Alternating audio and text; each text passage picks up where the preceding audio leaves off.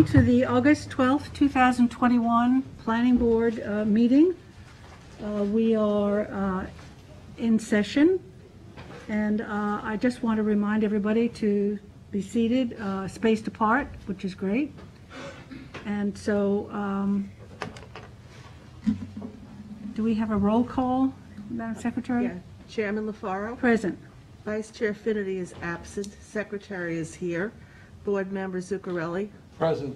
Board Member Long. Present. And Board Member Catalinato. Present. We have a quorum, Madam Chair. Can we please rise and join in the Pledge of Allegiance? I pledge allegiance to the flag of the United States of America and to the republic for which it stands, one nation, under God, indivisible, with liberty and justice for all. Thank you. Do we have any minutes? We do not. No minutes, okay. So I'm going to close out the afternoon session and go into the work session. And our first item is Star Aqua Center. So I'll ask you to present at the podium, please, and give us your name and affiliation. Madam Chair, members of the board, council, my name is Tim Rump. I'm president of Aris Design. We're the landscape architects for the Star Aqua Center.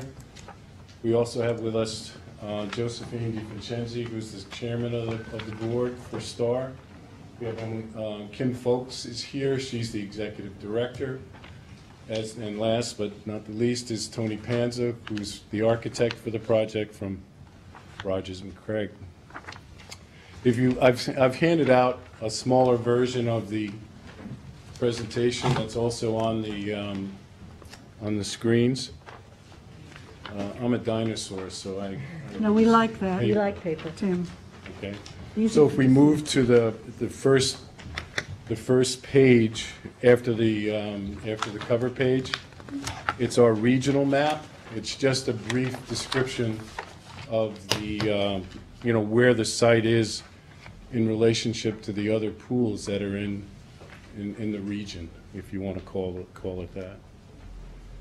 Just as a side, like this was the presentation we made to the town board when we had the designation for the parcel in McGee, on McGee Street.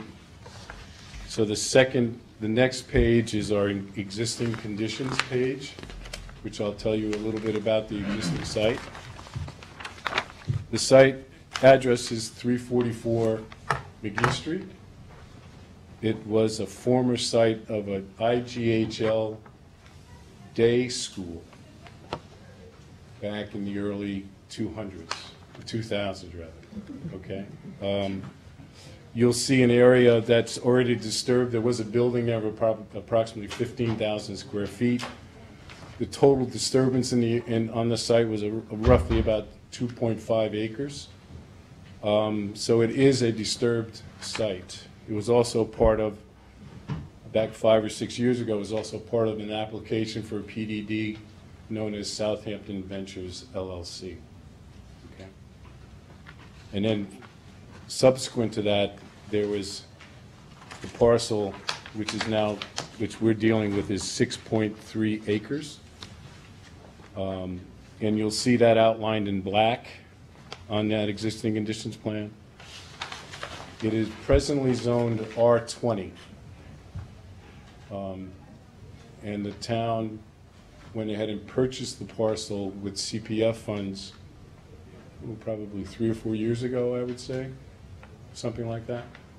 And so subsequent, and so that's why we made our application, a discussion with the town board, and they've given the right for the Star board to start to secure the necessary approvals and do the necessary funding for this. So if we go to the next page, you'll see our conceptual site plan. And you'll see where our building is and our parking and our layout. That building footprint is approximately 29,700 square feet. The parking shown represents approximately 160 parking spaces. That will be further quantified by our discussion with the fire marshal, because the fire marshal, we haven't gotten that far yet, but the fire marshal is going to determine the occupancy of the building. And then per the code of the town, we're going to have to supply 3 spaces based on that rated occupancy from the fire marshal's office. So that you can see that we've developed and we're proposing the building in the area that was originally part of that disturbed area for the IGHL day school. And that's just a very brief description. I'm going to ask Joe to come up and just give the board a little sense of why we're here and where we've come from. And then Tony would like to come up after that and discuss the architecture, which is in the back of the presentation. Thank you very much. Thanks, Tim.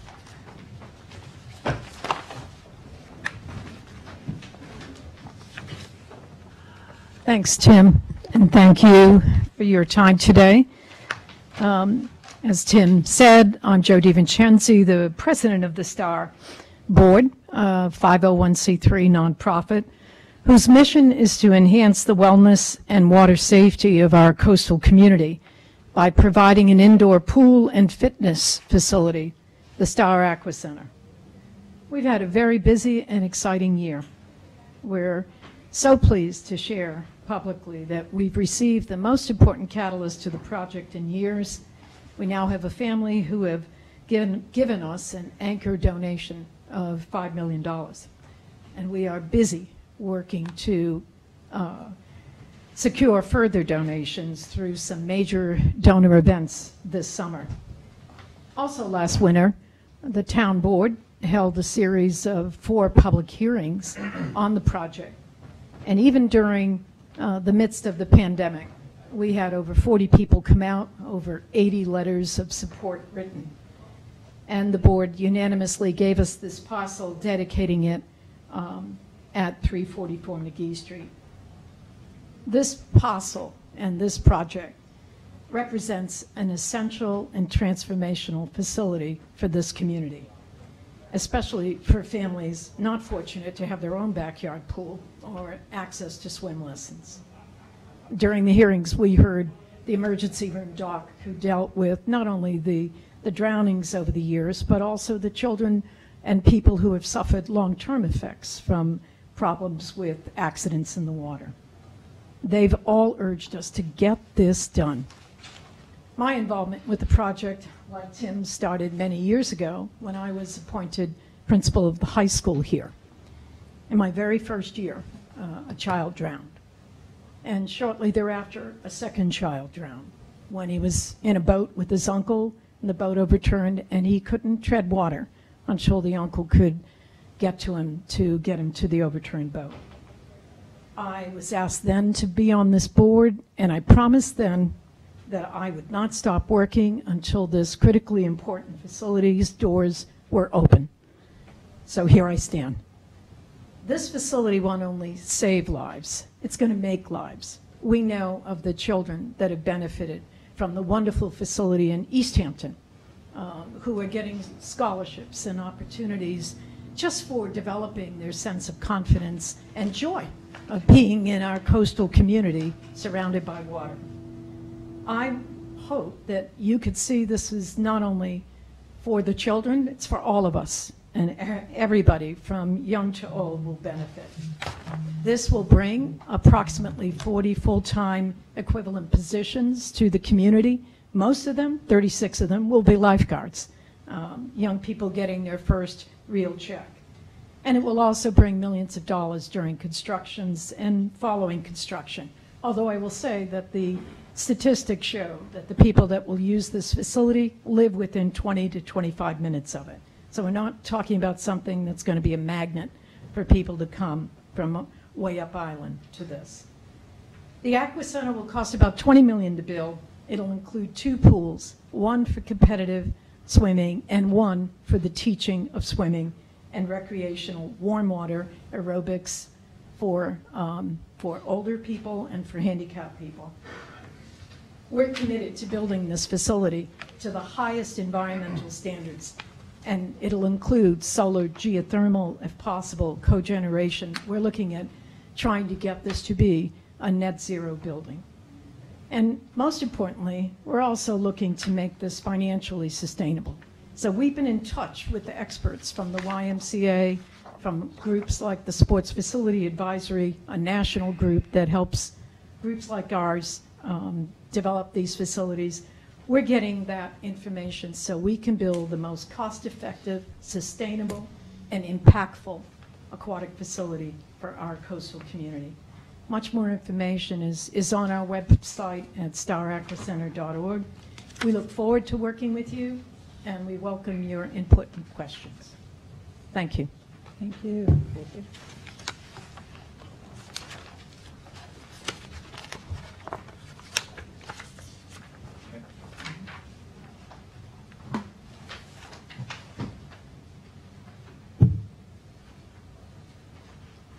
Good afternoon. Very difficult to follow Jo. She's been at this for quite some time.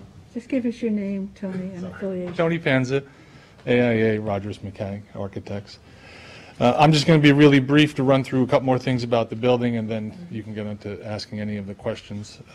Staying on the page, or going to the next page that Tim had up on the screen, just some things about the site and how the building has been situated.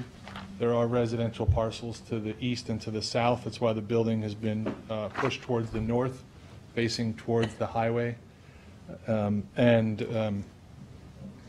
Also, the location helps out with how we want to situate the building on there, because we want to have a lot of north light for the pool. So the main part of the glass, which you'll see from the elevations, is on the north side of the building, not on the south side. A little bit of interest there, you'll see on the driveway, if you're looking at the image, the driveway actually doesn't come off of this parcel. The driveway is coming off of a 50-foot wide right-of-way. There's a lot of history to that right-of-way, and probably something better for someone like Kyle to answer. But we're trying to reduce the number of curb cuts that are on McGee, and we've been in talks with the owner of that parcel, and we're allowed to be speaking with you about using that access. There is the expectation that schools will be using this, so also on the site you'll see some bus parking in the upper right. The bus parking can be utilized where we have 2 parking spaces, but we remove the curb in between. Tim and his office would be looking greatly into using permeable surfaces, rain gardens, as much as we can to, as Joe said, be environmentally friendly and minimize the impact that the structure has. If we turn to the next page, it's the first floor for the building. As Tim mentioned, 29,000, just under 29,700 square feet. There's the 2 pools. The 25-yard pool is the one that's on the right. It's a competition pool, meaning that high schools would be competing there. Town of Southampton, the Southampton School District, does not have a swim team. This gives them the opportunity to have it. As much as anyone else that wanting to do that. There's also a diving well shown in there, and it has the ability, as drawn here, to do a 25-meter, which would be left to right on the drawing. The rest of the first floor plan is the warm water pool, which for some that want to be doing laps but don't want to be in the slightly colder pool, they're in an 81 to 82 degree temperature pool. That's on the left. And all of the activities and features of that pool have not yet been laid out. We have locker rooms. We have community rooms. There would be uses for the teams to have use of the rooms, or just for community rooms. I know, like as part of the Southampton Soccer Club, we're always looking for an indoor room where we can meet, and there's a community room here that would allow for that. If we go to the next page showing the second floor is much smaller than the first floor footprint. It's down to about 10,000 square feet, and this has fitness in this area. So overlooking the pools, a lot of glass there, and this would be for training for the pool, but also other fitness. And then the last page there, running through some of the, there's some perspectives for the exterior of the building. And we're looking to work with a vernacular that's in the area. It doesn't go back to the potato barn, but if you think about the Parish Art Museum, substantially large building, but it doesn't have a humongous impact so we're looking with the pitched roofs there. We don't want this to look like a Walmart. We want it to look like it's appropriate for Southampton. And then you have elevations, and the importance of the elevations is that we're looking to stay under the 32-foot height limit. So Tony, is there an accommodation for solar panels here? Since Yeah, it's- so we have what you see in the elevations is a pitched roof. That pitched roof is just around a portion of the outside. The flat roof, which represents about 21,000 square feet, is where we would be expecting to put the solar panels. Solar. I think Dennis wants to also know about electric charge. Yeah, future, we're looking at, from a sustainability standpoint, trying to include electric charging stations in parking areas now. That we Yeah, I develop a actually policy. believe the New York State Building Code is going to be pushing that. Yeah, Yeah, so, so you have just one way in and one way out because you want to minimize the yes. driveway on McGee, but, That's correct. There is, if you look at one of the site plans, at the very top, it says emergency access. And so the idea is that that emergency access would go back to and connect onto the right-of-way. So we haven't gotten into discussions with the fire department, fire marshal, but if they needed to get out, that would be we would go back out the same entrance, but they could go completely around the building. I use McGee Street a lot to cross County Road 39 instead of driving on it. And that road backs up significantly, and access to that driveway will be blocked a good chunk of the time. Obviously, town of Southampton traffic is an issue. So we have started the computations and everything to go through and look at traffic. I mean, I'm telling you right now, it would be unusable every afternoon. so you'll be doing a traffic study, intensive traffic study here. Yes. Yeah, because there's also other developments on Yeah. McGee that, Independent living yeah, the facility independent behind living facility on the other side will have to access onto McGee. So, on the other side, you know, of the, But they're Of planning to 27. use McGee as the access.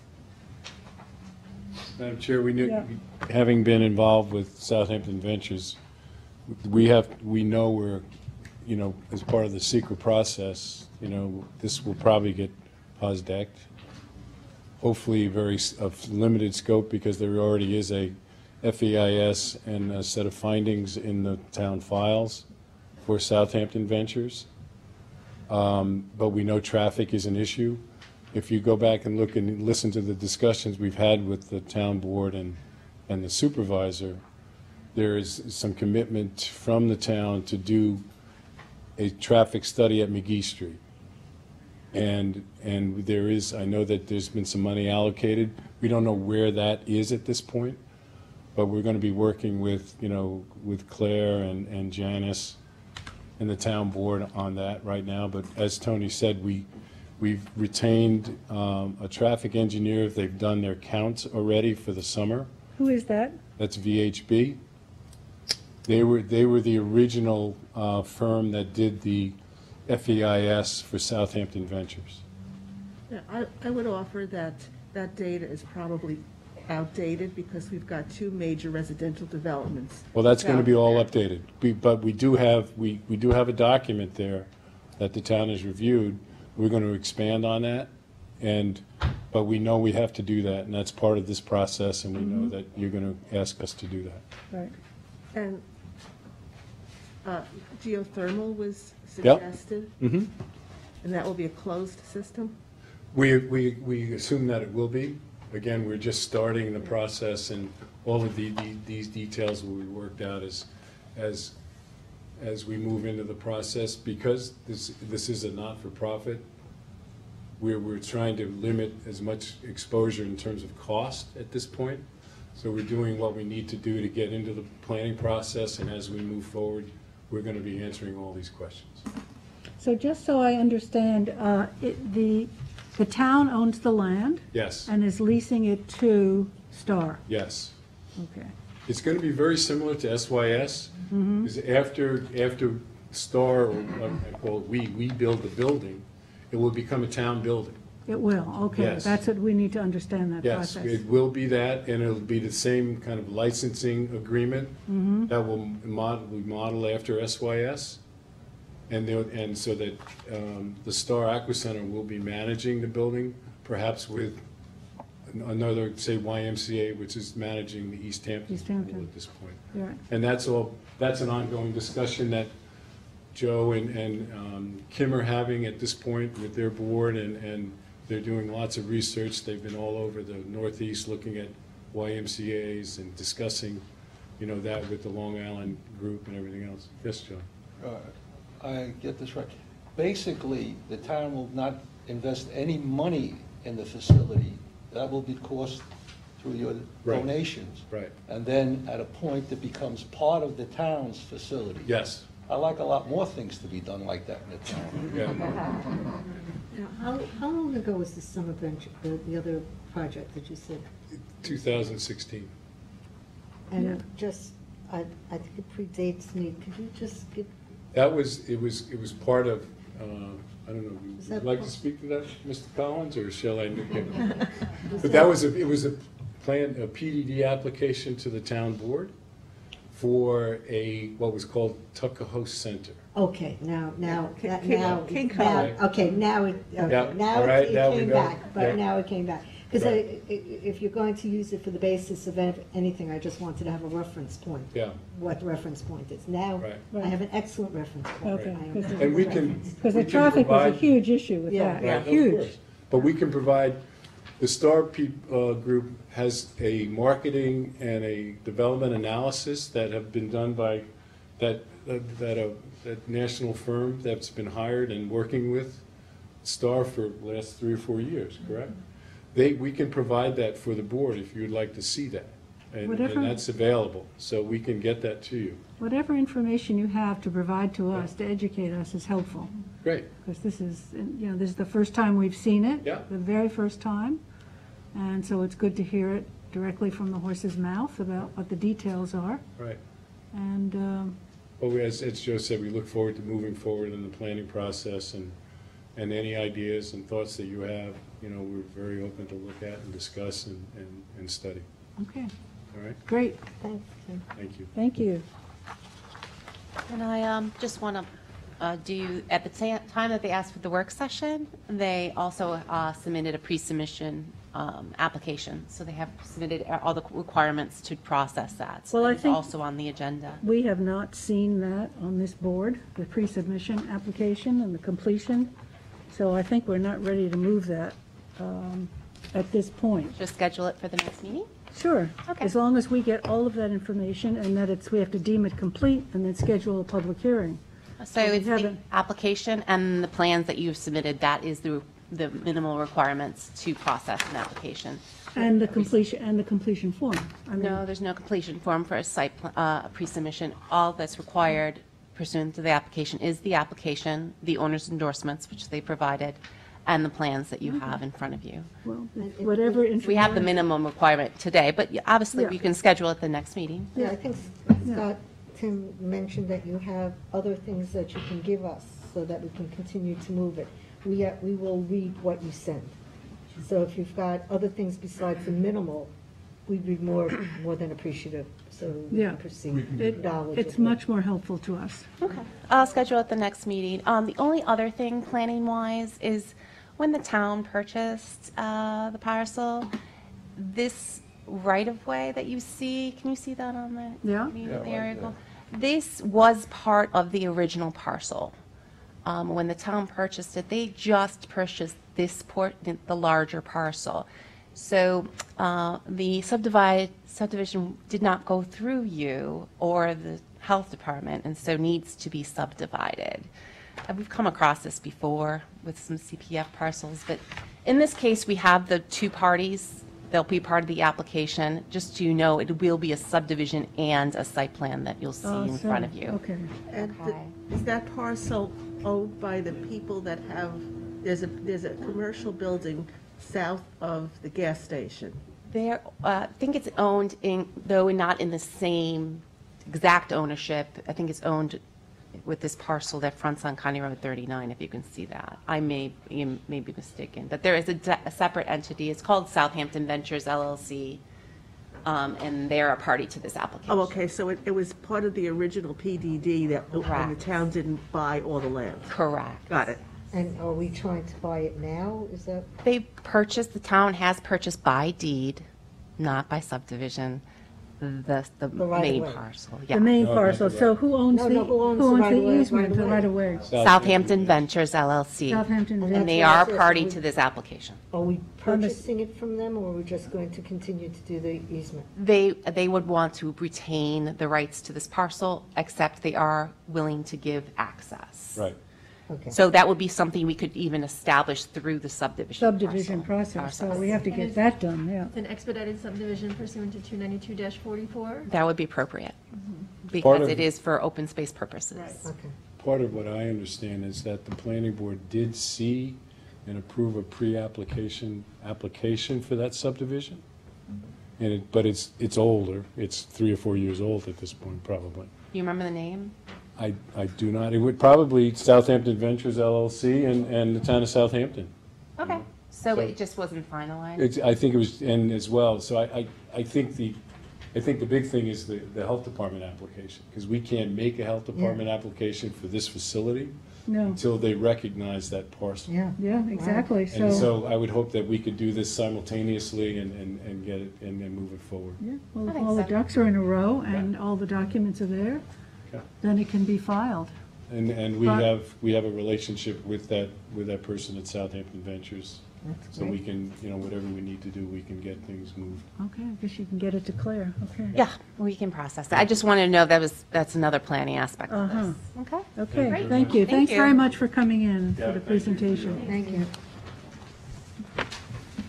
Okay, we have a second agenda item on the work session today, and that is GTB Real Estate Group. Kyle, I believe that's you.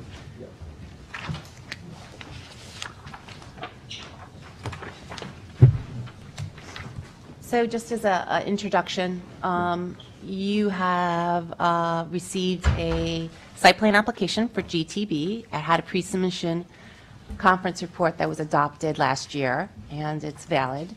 And the applicant has now come in with the site plan application. It is a type 1 action due to the number of parking spaces, over 50 spaces. So when they received the application, we commenced coordinating SECRA at the last meeting, and you had requested a work session to update the board on the Right. scope of the project, and the applicant is here to do that. Because I that just was went when down. Carl Benincasa presented it, and it was a very different look and feel. I, What, Robin? I just went down.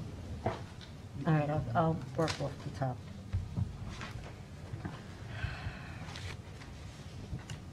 If I may, just so you have a copy of what you saw at the pre-submission versus what you see today on the screen.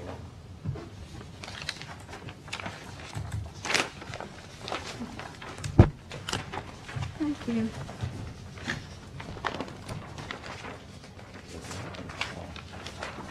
Thank you. Yeah.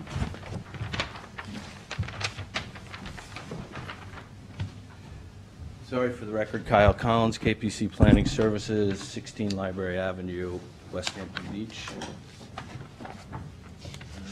I don't know how you want to handle it. You requested that it be put on for a work Right, session. just give us an overview, Kyle, and how it might have changed from what we saw. Okay. When did we see it with Carl Benincasa? A year ago? Over a year ago. Yeah, I know because the pre-submission report identifies when the hearing was held, or the conference, was July 9th, so we submitted the application I would assume. June, at the end of June. So it must have been, the report doesn't Oh, no, it's dated September September 24th, Yeah. 2020. 20, Okay. So just give us an overview, because, there were certainly at the public hearing, some issues in terms of... Okay, the proposal, subject site is 2.39 acres located on the south side of Montauk Highway, approximately 340 feet west of Seabreeze Avenue in West Hampton. It is zoned motel. It is currently developed with a one-story, 6,235 square foot building with a 2,500 square foot patio, outdoor patio. Does enjoy a CO dated October 23rd of 2020 for the following uses: a two-room apartment, a restaurant, bar, nightclub, game room, and open front restaurant. The occupancy rating on the existing building is 584 people. It's determined by the fire marshal. The building that's proposed is a one-story, 2,936 square foot standard restaurant with a 953 square foot outdoor dining, having a total of 93 seats and an 18-hole miniature golf course. The subject uses, there are two separate uses. One, the restaurant is permitted in the motel zone. The golf course, the mini golf course, is a special exception. That application was submitted as well with a special exception petition was included in the application. Just in terms of what's on site now versus what's being proposed, represents a reduction of 3,279 square feet, or a 53% reduction in building size, as well as a 63% or 1,547 square foot reduction in the outdoor dining patio. The proposal does now, because the pre-existing required over 400, based on its occupancy, 400 off-street parking spaces, which were informally provided on site by parking on the grass areas. There is a small gravel parking area, so it did not have a formal parking space. Now the proposal requires 77 parking spaces. The site plan provides for 77. However, we are requesting a parking waiver to land bank several of the parking spaces. We want to go from what I just handed out versus what is before you today. What you saw on the pre-submission, the pre-submission had substantially larger mini golf area. That has been now reduced. It's primarily on the northeast portion of the site. Previously, the outdoor or the mini golf went 20 feet approximately from Booker Lane. The special exception standards for a mini golf provides this board the authority to grant a waiver of both the site plan and subdivision and transition yard requirements. By modifying that site plan, the miniature golf area as shown on the current site plan, there is no request for variance from the transition yard. So that right now it meets the standards for transition yard. However, we are still asking for down to 25 feet the reduction in setback as provided under the code for the mini golf use only. The standard restaurant does comply with the setbacks as required under the motel zone. John, you have a question? You keep using the word mini golf and miniature golf. Now, I visualize miniature golf, the one with the guy, the cat with the mouth open with the golf course, or is it a golf course that is subsized? No, it's a miniature golf. It's miniature, okay. Mini How golf. much of that parcel is being used by the miniature golf? What's the size of it? I have And that. how much, it's a 2-point-something acre Hold on a parcel? second. I do. I have it. That's contained in the special exception standards. Requires, hold on.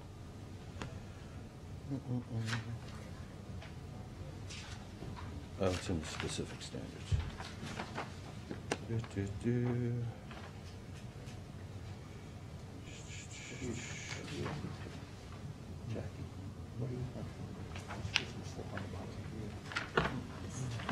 How much of this is? Approximately yeah. 15, it's approximately 1,500 square feet, which is, less than a third of an acre. And you're asking for a reduction in the setbacks on that portion to 25 feet. 25 feet. Now, the reduction in setback is for the mini golf, which is all at grade. And I think that was the intention of the the town board when they adopted these special exception standards. There is no structures, above grade structures proposed. Those are just the greens and. You're not going to have little holes. doodads and windmills? Well, there will and be all that? some. There'll be that.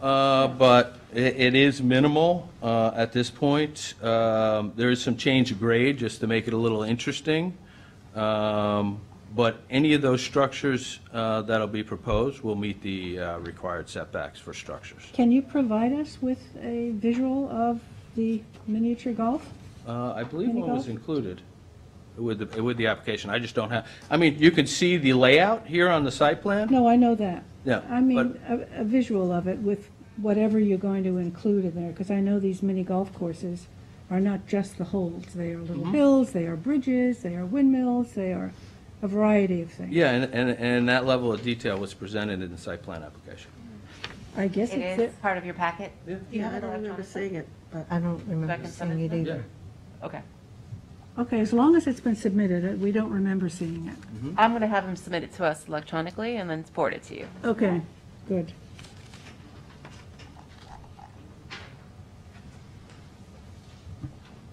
So describe to us, then, people finish playing a round of mini golf and they come into the restaurant for lunch? If they choose to. Is it They- open they for are lunch? They are two distinct uses. So somebody going to miniature golf isn't required to go to the restaurant? No, but Yeah. they can. They can, absolutely. That's my question. So how does that flow? How does that, is there a pedestrian flow? They've parked their car, they've played mini golf, they want to go to the restaurant. As shown on the site plan, there's a patio area with a walkway that goes around the restaurant building. The outdoor patio. Yes. Is there a takeout window, or? No, there's no takeout window proposed currently. Was there one in the previous application? Yes, there was. In the original, they had a Yeah. takeout window. That was a concern during the pre-submission, has not been. Anything that's going to be related to the miniature golf is located on the side of the building, but it's all inside, where you go pick up your golf clubs, Right. balls, any of that stuff is going to be wholly inside the building now to address that concern with the pickup. All right, and so there'll be no food pickup, ice cream or anything going between the miniature golf? You'd have to go inside the restaurant to get takeout? There's no takeout window? There's no takeout window. Okay. it's a sit-down restaurant. Okay. It's a standard sit-down restaurant. Right, so there's no outdoor seating, right? Well, there's an On the outdoor patio? patio associated with the restaurant, So there will be outdoor dining there. definitely. Open for lunch is the intention? Correct. Correct. Lunch and dinner? Lunch and dinner.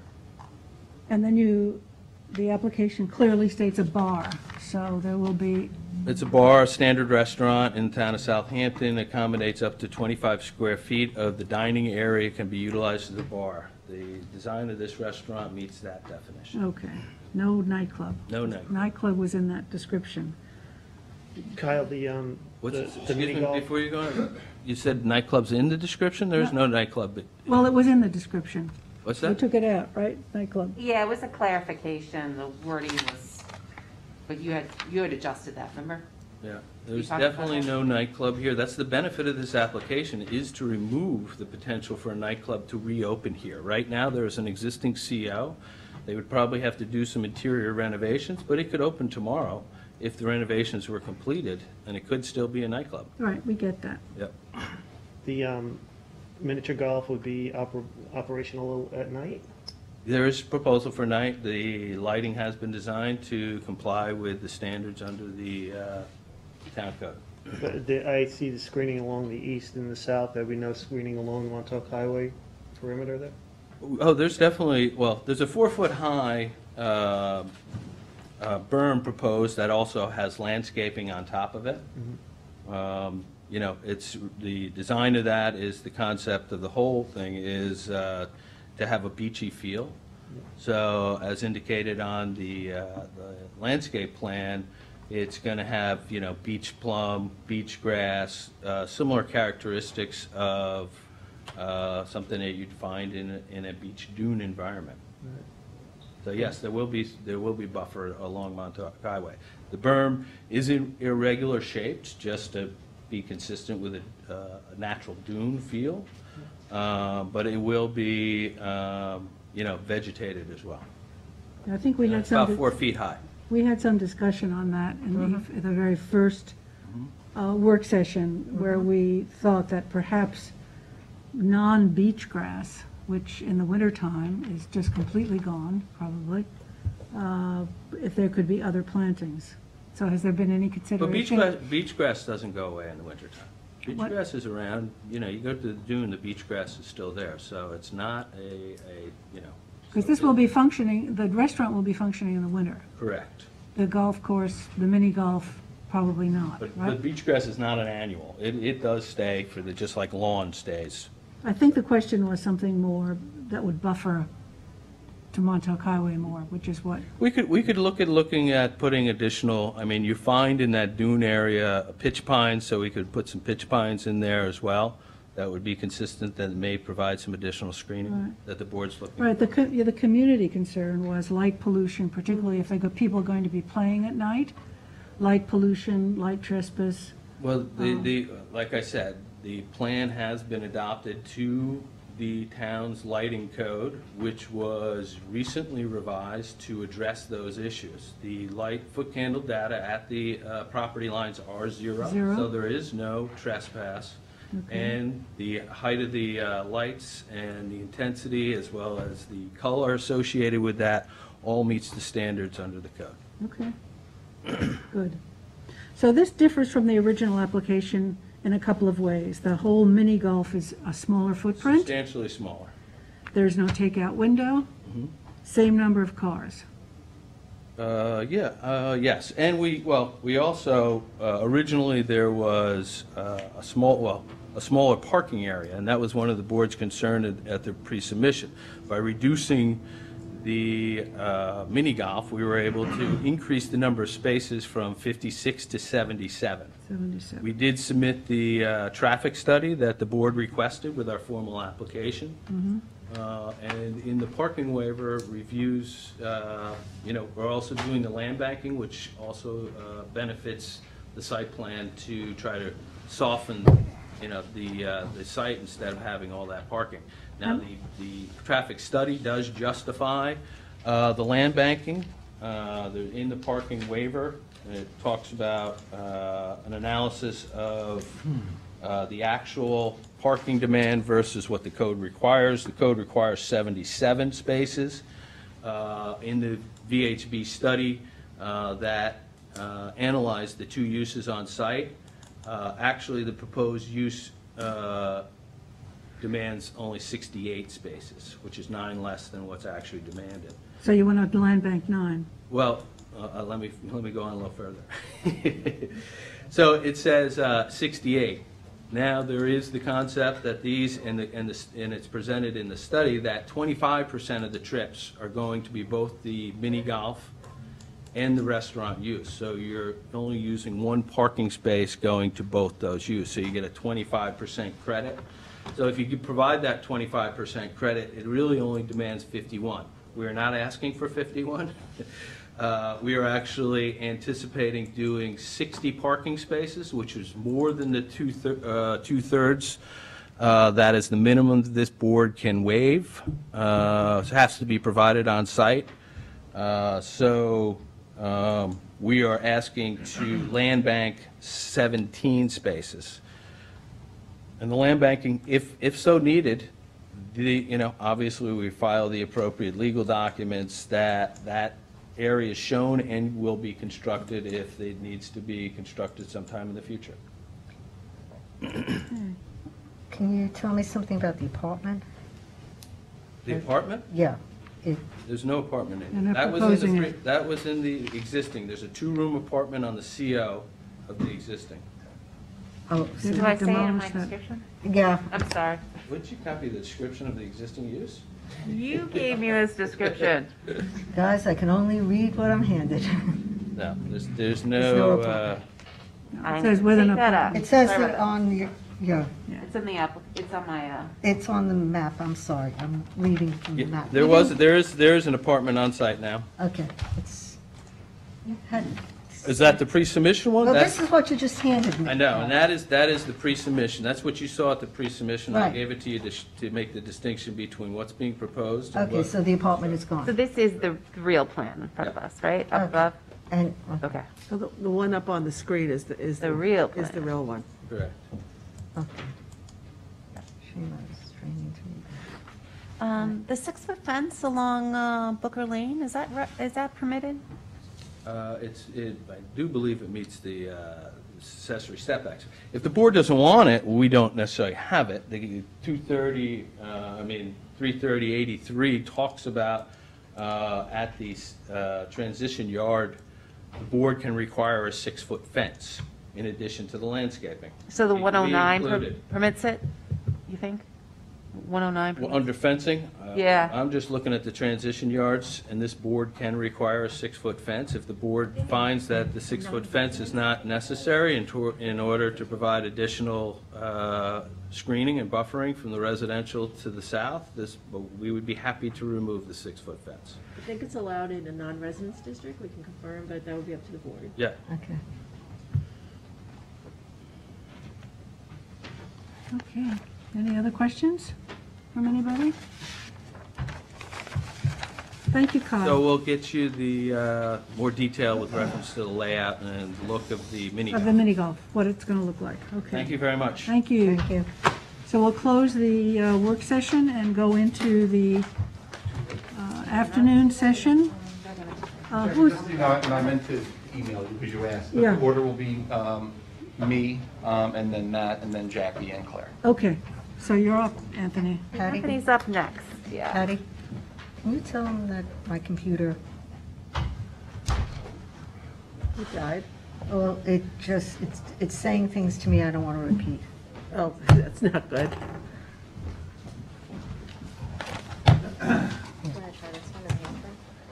Yeah, let's give that, if not, yeah, we'll give it a I'll hand it to you. Board ready? Yes, so we're on the North Lot Number 3, LLC. North Lot, which I guess begins on page 28. Page 28, Right. yes. Patty gave us all the. She gave Oh, us good, all she's the- got all it. The Yeah. agenda, All it's the wonderful. numbers. Appreciate that. Yeah. Patty. So this is completeness, Anthony. This is a completeness application, so if you could see on the aerial here, I put the subject property in red. The property is 141 Deerfield Road in Watermill. It's just, well, it's along the railroad tracks there, as you could see. You could see to the north all the green area that's already preserved land. This property is CR 80 zoned. It's in the Ag Overlay District. It's currently farmed. I don't believe there's any existing structures on it. It's also in the high priority area, water quality improvement, and the New York State archaeological sensitive area. The application is for a conservation opportunity subdivision. Meaning 80% is preserved. Well, this particular, let me see here. So in a conservation opportunity subdivision, the requirement is a minimum of 80% preservation of the prime ag soils, 100% of this is prime ag soils, and the 50% reduction in density. The applicant didn't submit a yield map, and actually, this received a pre-application report back in 2003, as a matter of fact. It's the Halsey family. At the time, it was determined that it was a yield of 9 lots. A yield map was submitted at that time. They didn't submit one with this application. I actually pulled the file, because I figured we could just use the old one, but there were no maps in there. So I let InterScience know that they need to get a yield map, because we do want to confirm Yes. the reduction.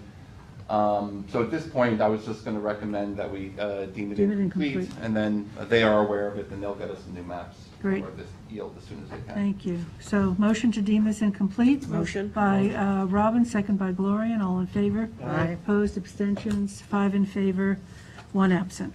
Good. Stavropoulos, number 4. Number 5, Certain Solar. Oh, you're not Stavropoulos, sorry, you're Certain Solar, right? So we discussed this. We did a pre-submission conference for a battery storage facility here in Enterprise Zone, LI-40 zone.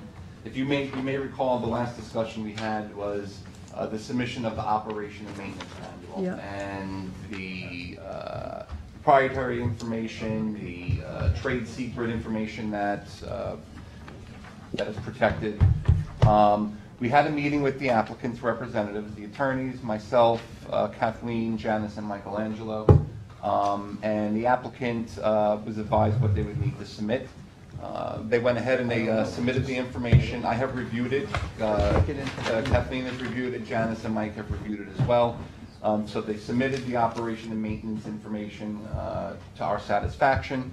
What I'm going to do is, because there's a lot of information here, commissioning plan, a decommissioning plan, all this stuff, I'm going to email it all to you tomorrow, so you have all this information. You can read it. It's very technical prior to the meeting. And this relates to the new piece of legislation, the new Yeah. code for this kind of facility, Correct.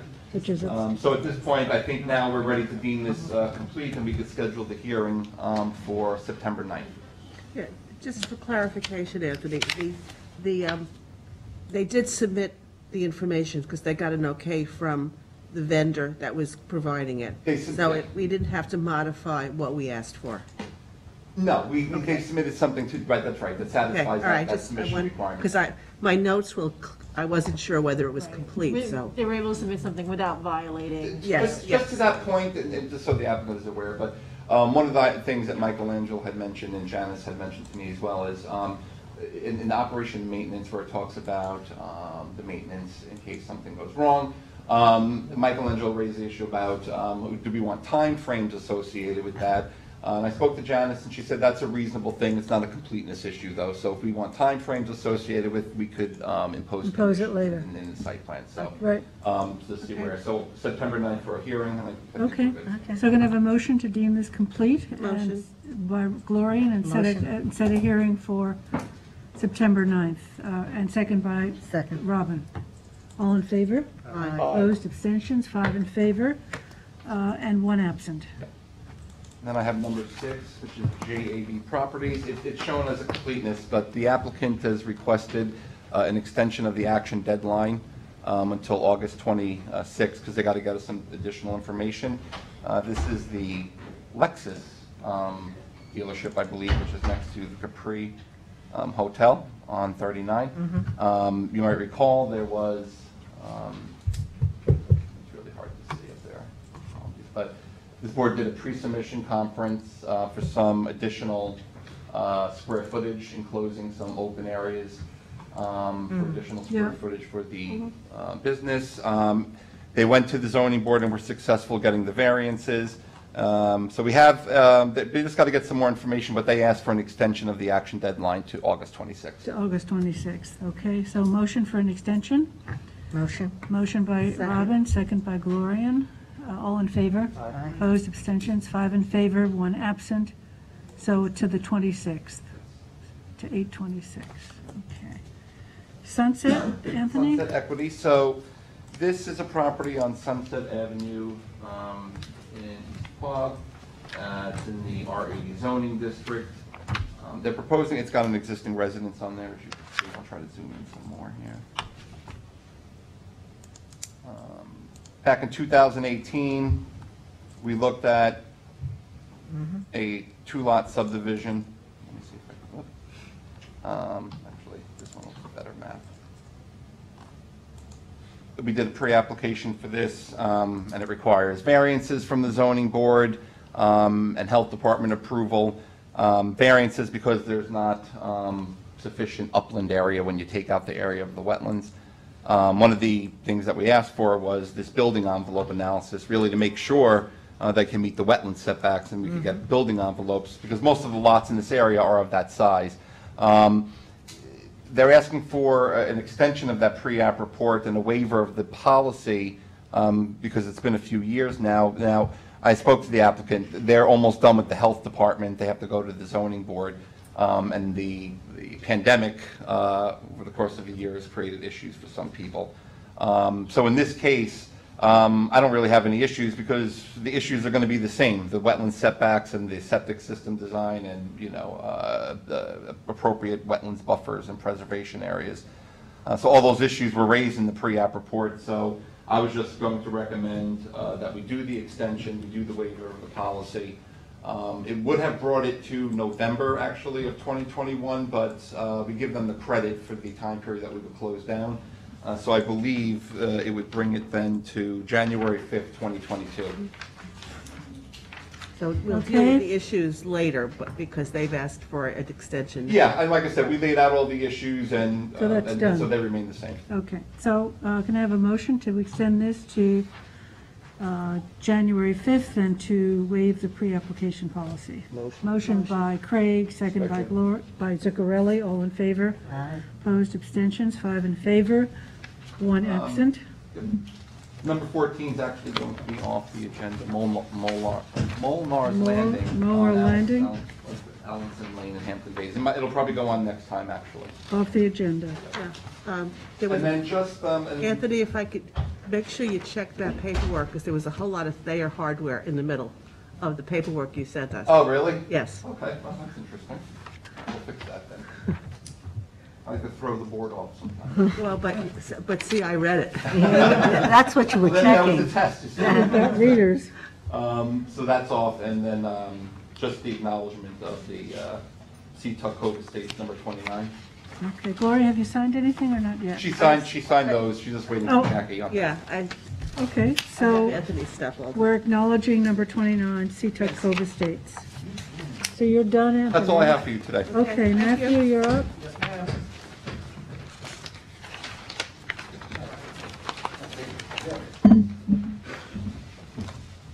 Are you okay up now? It's working? Yes, I got a different computer. Oh, good.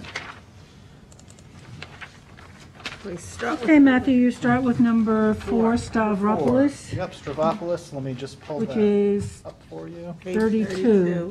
Correct. All right, this is a final application completeness, two-lot subdivision in Bridgehampton, 2385 Montauk Highway. I recently inherited this one from Claire. If you remember at the last meeting, the board did reauthorize a pre-application report. We did receive some revised maps. All the standards for completeness have been met on this. They have health department approval, so we're looking to deem this complete. This is Candy Kitchen, where they're looking to subdivide the property in half, as you see on the map on the next page. Pretty straightforward.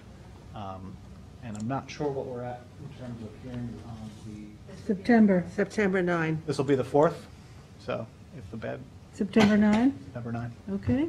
Motion to deem this complete Motion. by Zuccarelli, second by Robin. All in favor? Aye. Opposed, abstentions, 5 in favor, 1 absent. Okay. Number 16. Number 16, No Crest Woods.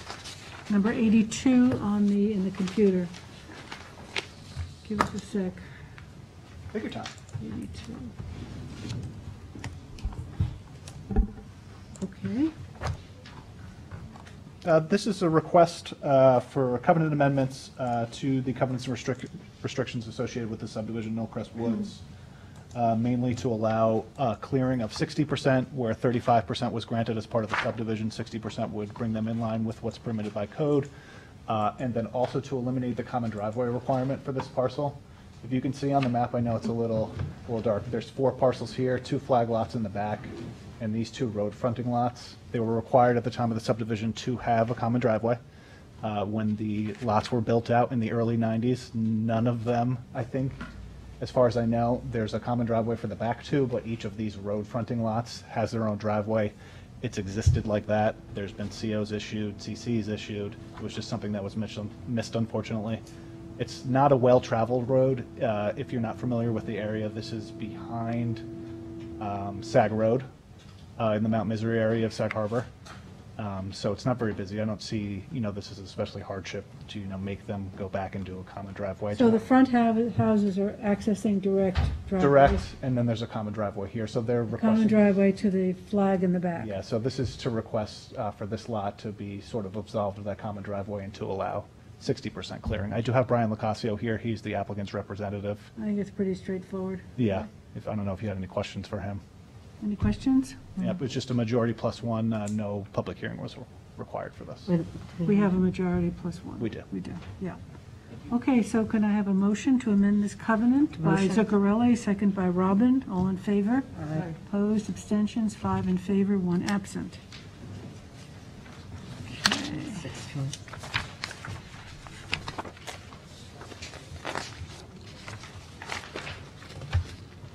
24 is your next one, Mark? 18. Oh, 18. 749 Flanders Road, that's on page 125.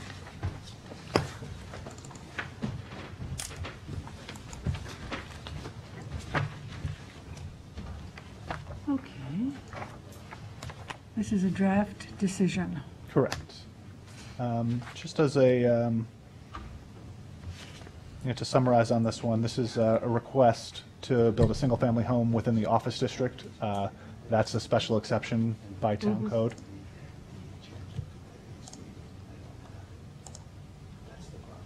Is the agenda? Yeah. Okay.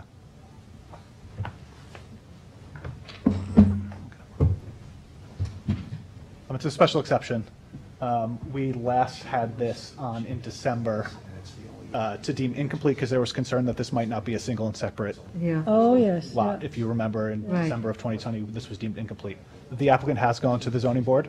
It was deemed that this is a single and separate lot. They'd be entitled to relief based on the size. They got that decision in May. I believe it was May 6th. It's in my resolution. So that was kind of the last thing that was outstanding on this. It's pretty straightforward. If you recall, we've done a number of these right in the same area for the same applicant. There was a approval for this lot, which I believe was 747, and there's some on the corner as well. There was a hearing for this back in March. It was the last public hearing before the pandemic. There was no public comments received. I don't see the need to, bring this before the public again. It's been with the ZBA. No referrals were sent on this because, there's no commercial implications for this property. It's just, a single-family home, which is permitted. I do have a couple findings here, which I have up on the board for you Can I guys. just ask a question? When we have a Sure. special exception Yep. application, Yes. should we have in the resolution the checklist of what we needed to meet to pass this special exception? There's no specific requirements for a single-family home. There's just the general requirements, which we have them as part of the application, that they were all met. I think it might be a good idea to Yeah, to generally on list a home, them. we don't, I haven't included them when we've done houses, and Golf on the Bridge, I haven't done them either, or this one, but in the future, if you want to, it's the general requirements, and they all, General standards. The general There are standards, what, and they all 9 of those or 10? yeah, and they all speak to commercial uses. They don't speak to So- homes. So, It's just a codified thing, I guess, for an extra look at this, if it's a smaller parcel. I'm not really sure what yeah, I'm just asking them why should it be a yeah, why, Because it's a house in a commercial. In a commercial I house. understand, but what section of the code are we looking at? I'm just trying to get things in line with Yeah. what's being said.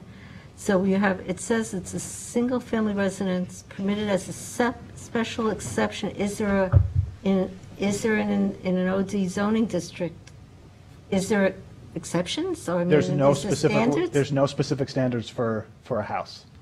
Only the general standards, which all speak to commercial uses. So there's, That's interesting. I know. That's interesting. So It's why like a is it glitch. refer to What? that section? It's a special exception. From what I can imagine is what Gloria said, that it's because it's a house within the commercial zone, so to have the board look at it to make sure it's cited properly, if there's other commercial uses around that, but that's not the case here. These are all generally houses in this area, so I understand what you're saying.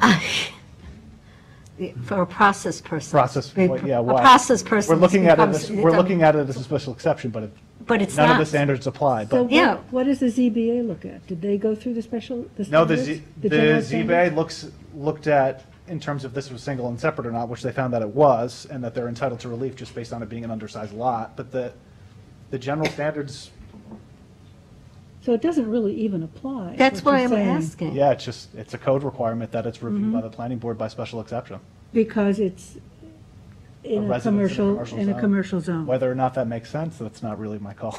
You Right, just have to verify that it's a single-family dwelling. Yes. That's all they want Yeah. us to say. right. But when something falls under a standard, the general know. standard or a special That's what it standard, you says. got to Yeah, go I know. through the Usually you list. have to go through the list. Yeah. I'm just Yeah. trying to. That was her question. Yeah, that's why my We don't question. generally do staff reports for them. We just want to make sure they're cited well. If there's a drainage issue like here, they'd have to show their clearing because they're in the APOD and the core. Right. I asked on the last one too as well. They just have to comply with that 75%, but other than that, it's pretty straightforward, just. Yeah, it's I'm a not house. trying to make it more complicated. No, I I'm know. just trying to make Say it fit why. what it's saying. That's all. Okay, so what's the action on this? This would be we're deeming it complete because it's incomplete, and we're granting the special exception to build the house, subject to the conditions, which I can go through if you'd like. Yep, go ahead. Changes to the plan, we just need to note the existing limit of clearing and provide the clearing calculations. All the setbacks should match the survey that was approved by the zoning board for their single and separate. Notarized affidavit, which is standard for site plans, and the 6 complete sets of plans submitted for signature. And then lastly, if the property's over cleared, they'll have to file a site disturbance prior to CO. Okay. So can I have a motion? Motion. Motion by Gloria and second by Zuccarelli. All in favor? Aye. Opposed, abstentions, 5 in favor, 1 absent. Let's see. You are 24, the agricultural fencing. Yep, 65 Griffin Road.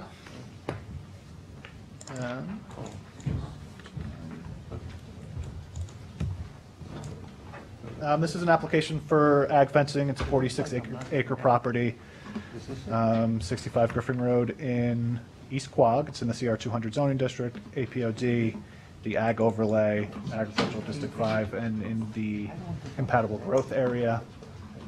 You've seen this property a number of times. This is the Denzieski farm. He had an ag construction permit not too long ago for the buildings in the front. This is a request. Matt, could you speak up a little bit? Sure, Thank sorry. you. Yeah, just pull it closer to you. You just have to project. Pull it. How's that? Good. Better? Yes. Like low, a little low register.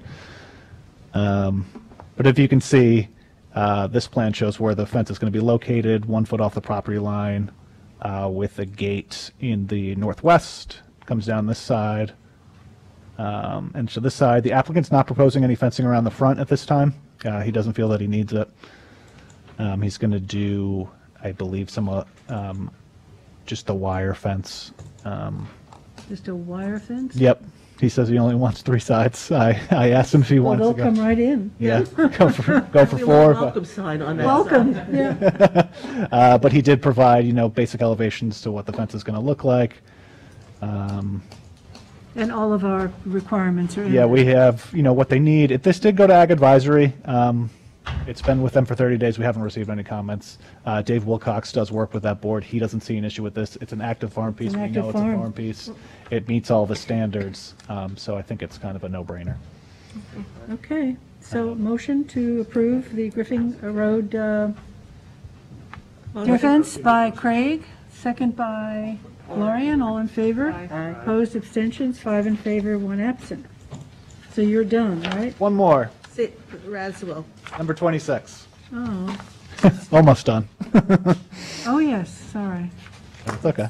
Split on the Yeah, I see it's split on the red page. as well. This is Okay. for SECRA, lead agency coordination for the lot line modification Radswell. It's a 4-lot lot line modification at 911, 913, 915, and 917 Ocean Road. This is a type 1 action because it is located within the agricultural overlay district. We did deem this incomplete, I believe, in the beginning of July. We're just waiting on a couple map changes and another lot line modification that involves one of these parcels to be completed, but we are under a timeline for secret. I don't think those mapping items are really going to impact this. The layout's not going to change. This is just to coordinate secret with the health department and to commence the secret process. Okay. And it remains incomplete. It's incomplete. Yeah, it stays incomplete, but this is the resolution is to coordinate secret. If you see the map here, this is the existing layout. So you want to move forward with this even though it's To coordinate, incomplete? yeah, I don't What think. are you missing? They have to finalize the front lot line modification. They have to just record it. There was a question about road frontage, but that's been answered. That's pretty much it. We're just waiting on mapping changes. I don't think it's inappropriate to do this. I don't think, in terms of the scope of secret for this, I don't think that those things are going to change the determination. If the board doesn't want to act on this, I'm just concerned about the timeline because we do have to. What's the timeline? Once we receive the application, I think we have to establish lead agency within 30 days, which is where But it's on them if they haven't submitted. they've submitted, I think, what is an appropriate amount of information. I don't think it's going to change the environmental review Right. on this. But let's talk process again. Matt. Yeah, absolutely. Okay? So they haven't submitted the required. They've information. submitted, we need basically, this lot here, if you see up on the map, there was a lot line modification with this front parcel, was Wave Song 2 and 3. It just hasn't been, it's been recorded with the county. There's a process with the town that needs to be completed that it's still showing as 2 tax parcels. That's essentially all that's remaining to complete that. Okay, I would say it's administrative. okay, I understand. You didn't Yeah. say that before, okay. That's pretty much, that's what, So it's a tax map designation. yeah. And that's just something the town has to do. Yeah, the applicant is, I believe it was an ownership change that went into, with GIS that wasn't supposed to be changed, a different attorney. It's a little complex, but we're essentially done with the Kathleen, front are one. we all right with that? I think so. Yeah. Okay, I So- didn't hear Kathleen Duran say. she said I yes. think so, yeah. Yeah. Yeah. So let's have. So it a outlines the motion. transfer on here, and this will just be to commence secret essentially and coordinate with the health Commence department. secret, okay. Coordinate. Yep. Motion Motion. by Gloria and second by Second. Robin, all in favor. Aye. Opposed, abstentions, 5 in favor, 1 absent. Now I'm done. Now you're And I'll see y'all tonight. great. Oh, you got the short stick, Matt. I did. So is it Jackie, are you next? Yes. Okay.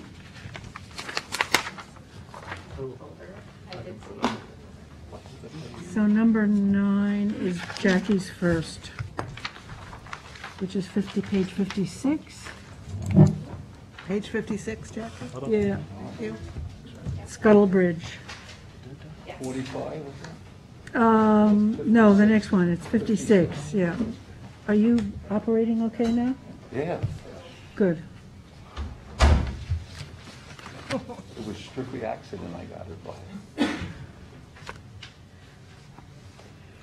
All right, good afternoon. How is everyone? Good, Jackie, thanks. So I have an aerial up here to remind you, this is the parcel that we did a site plan for one residential dwelling. There was DEC freshwater wetlands, and because it's over 15 acres, it required a site plan so that we can consider the future impacts on a subdivision map. So we approved this in 2019 of August, so this is just a 2-year reapproval and extension of the existing approval.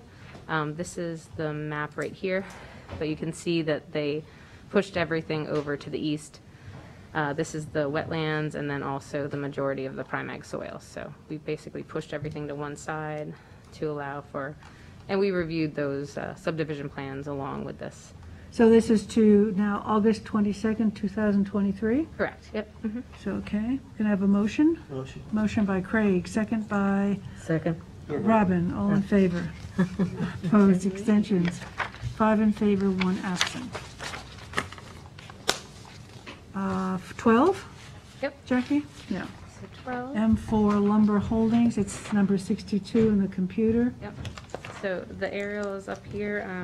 Let's see. It is- Okay, so this is the Number swale and engineering Yeah, this issue. is page 62. So I just before this meeting, got the engineering comments on their new swale design. If you can see where the cursor is, there's a western swale that goes here, and it comes all the way down. There's actually a culvert here where these easements are, and the swale comes down here. And then on the plans that we've been reviewing for the past 10 years, the drainage easement and swale was shown over here. But when we had new information, we couldn't ignore the fact that there's actually kind of like a Y swale going on. We just got engineering comments. I want to digest those myself and review them with the applicant, so we're Good. not going to be discussing the overall swale issue today, but I wanted you to be aware of the concept. But they have asked if they could start mowing. So one of the requirements of the ag reserve is that they do, I think twice a year, they mow it to help keep it in agricultural production. So right now it's passively revegetated and it's got a lot of Russian olives. It's going to be quite an undertaking to take all that vegetation down. So they were wondering if the board would be okay with them starting that process Yeah. in anticipation of the approval. So, Yeah. so if you're okay with that, I'll just do a quick resolution that they're allowed to start taking down the vegetation and start mowing the ag reserve. Have you seen it? I mean, is there Yeah. big Russian olive there, or? They're fairly big, but Russian olives really, they don't really grow very tall, but they self-seed. Yes. So this will help Very them. It's invasive. invasive. Yeah, and it's invasive, so we, that's one of the things that we require in our customary ag reserves. Right. We had talked about, do they have to take it all down? The applicant is now willing to take it down, but would just like to start working on it. Okay, and then it won't impede with the swale situation at all. Exactly, Okay, yeah. so you're going to, So I'll do a quick- resolution for Yeah, I'll do a mowing? quick resolution, yep. Can I have a motion to move by Zuccarelli, second by Gloria, and all in favor? Aye. Opposed, abstentions, 5 in favor, 1 absent. And Lillian Court is the next one, Jackie? Yes, and it's Lillian Court. 66. So we have, Bill Bates is here. He Okay, just let's had- just wait for just a second, Mr. Bates. So this is on page 66 in your packet? 67. Oh, sorry. 66, yeah, sorry. So this is the overall layout.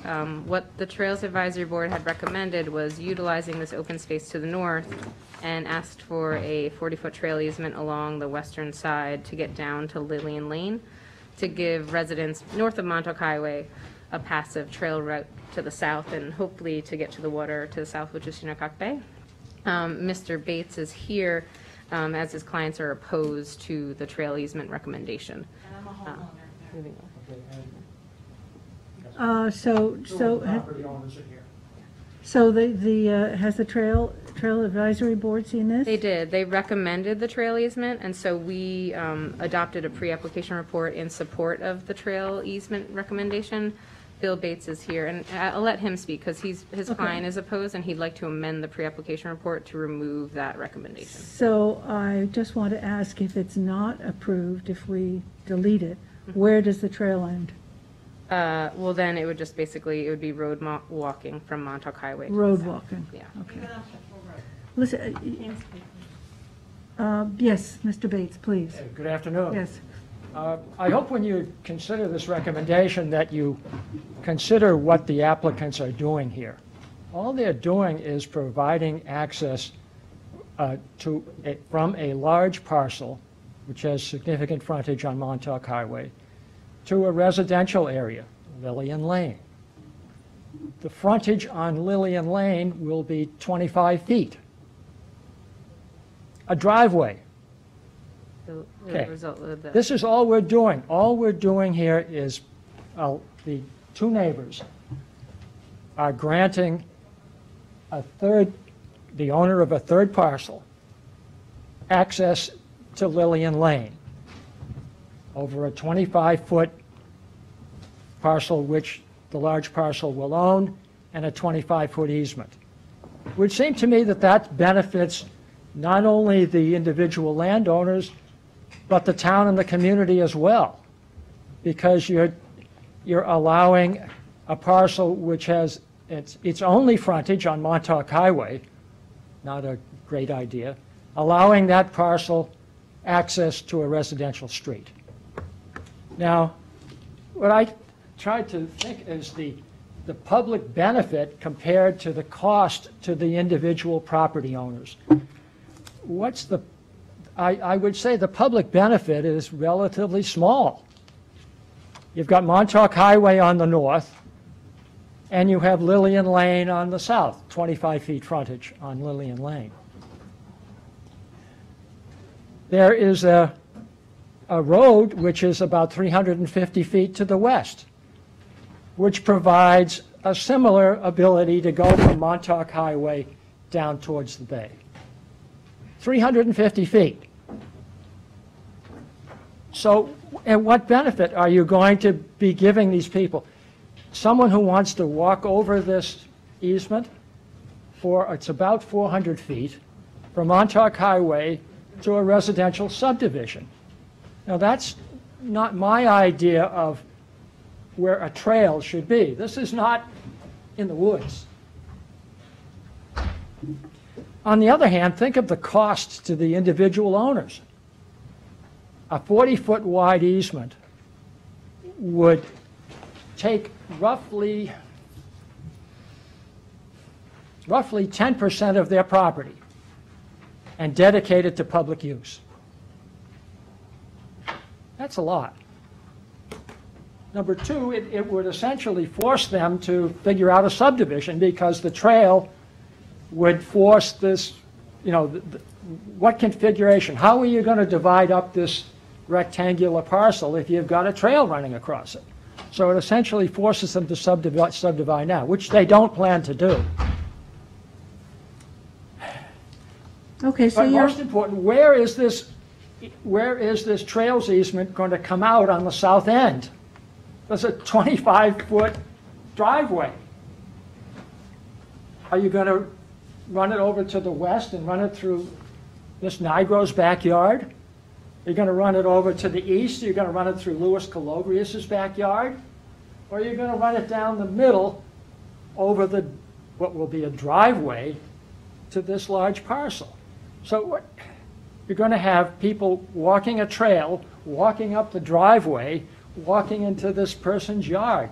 The only place for the easement is down the middle.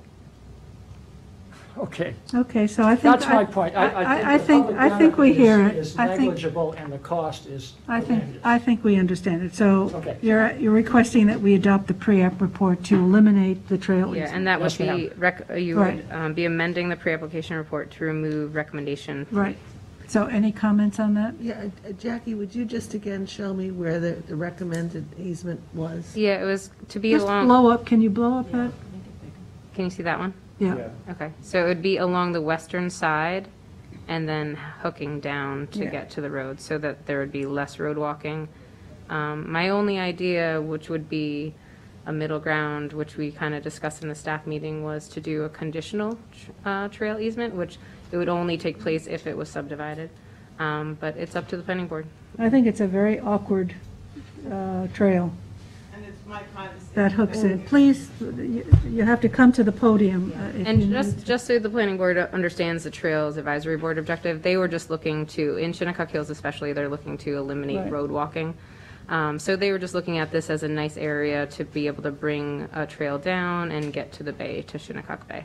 I understand. And the only other point I would make is that where there's been so much development, the ability to carve out little extra ways to get from A to B can be very valuable in the overall trail system.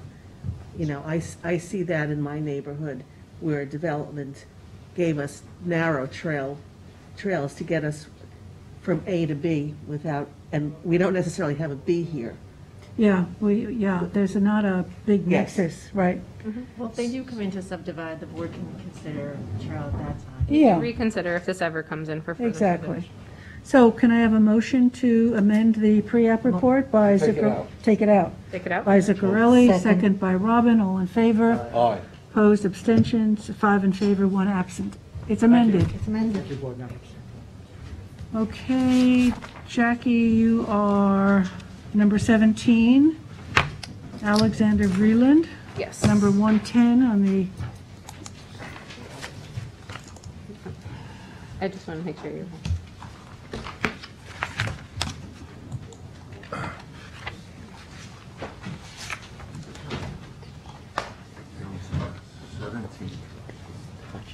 yeah, okay.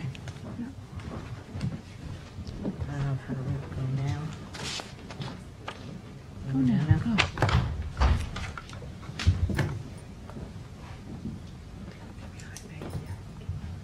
Okay, so this is the overall parcel. As you can see, it has frontage on Mill Path, and then it has a old flag lot that goes down to Daylily Lane. This is a zoom in. There is one house on the property with Jackie, can you speak a little louder or pull the mic closer It's to not, you? it's not the mic, she has to just project. The mic is for Yeah, the audience, okay. not here. She doesn't want to take her mask down, John. It's okay. So sorry, I'll speak louder. Thank you. Mill Path is right here. The historic common driveway flagpole was predated Mill Path being here. So this is the historic flagpole from the Charles Vanderveer subdivision, which goes out to Daylily Lane. This is a zoom in of the property, just so you can see that some of the area has started reverting and some of it is in natural vegetation. This is in the aquifer protection, and just a small corner here is in the ag overlay district. One of the ideas that I had with this, which I'm not sure if it will actually work, but I want to bring to the planning board, is here there's also a very nice trail system. So because we've had historic issues with the John Galt subdivision, a lot of these parcels that now have street frontage don't necessarily want to improve the common driveway because it's a long common driveway, and unfortunately it was not built to the covenanted specifications historically. Is that the one from Scuttle Hole?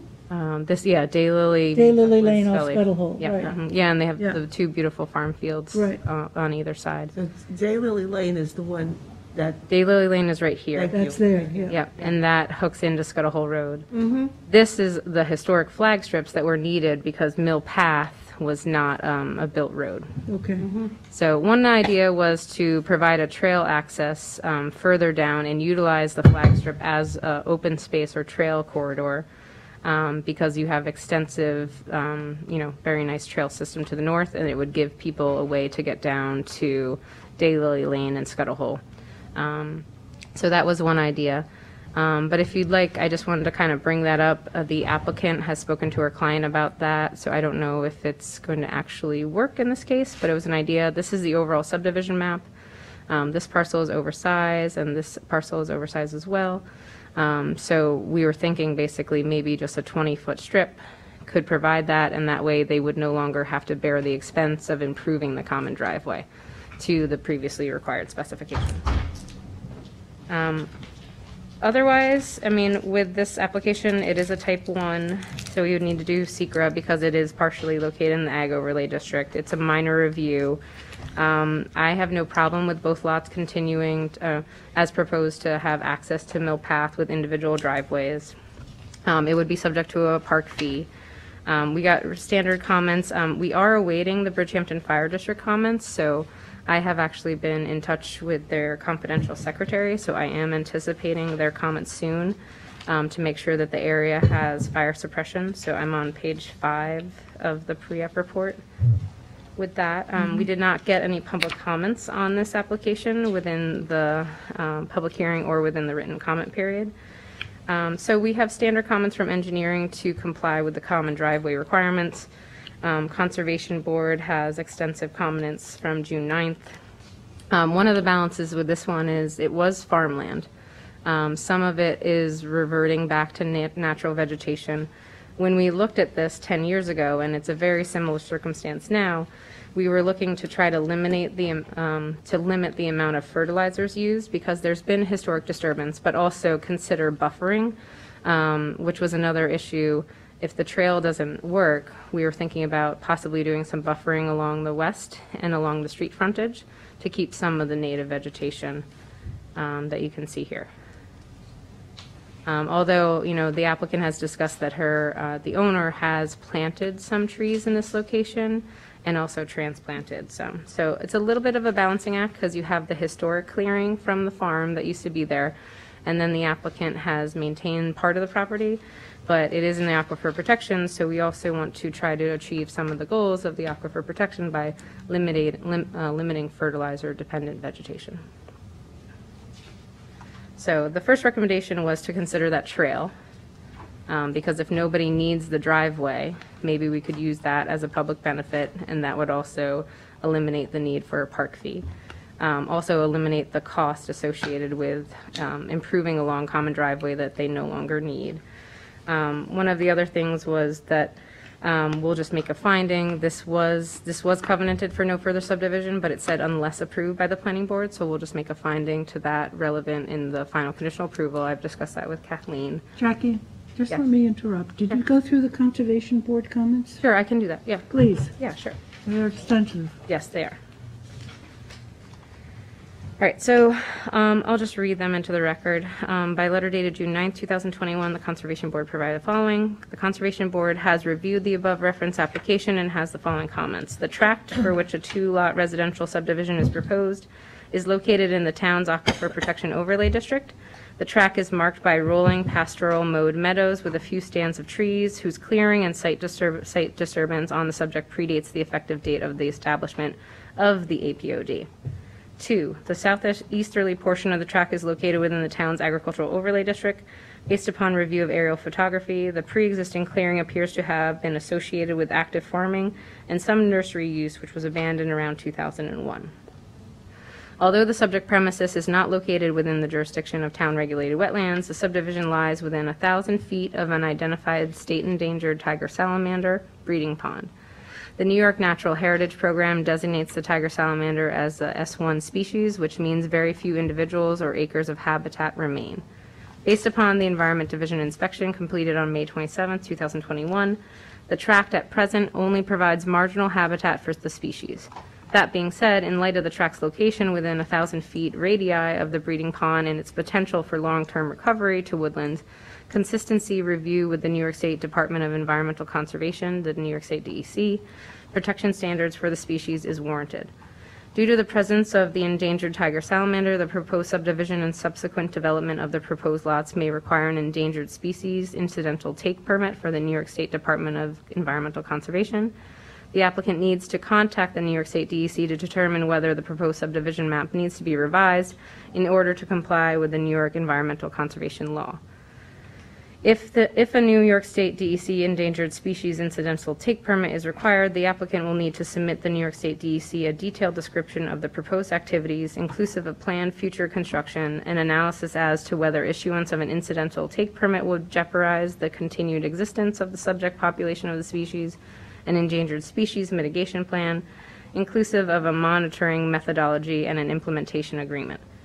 7, final subdivision approval needs to be conditioned upon the compliance with the additional requirements outlined in the New York State DEC's guidance for land cover set-asides for conservation of the eastern tiger salamander document, which includes standards for construction of swimming pools, installation of foundation window wells, lighting, and installation of drainage structures.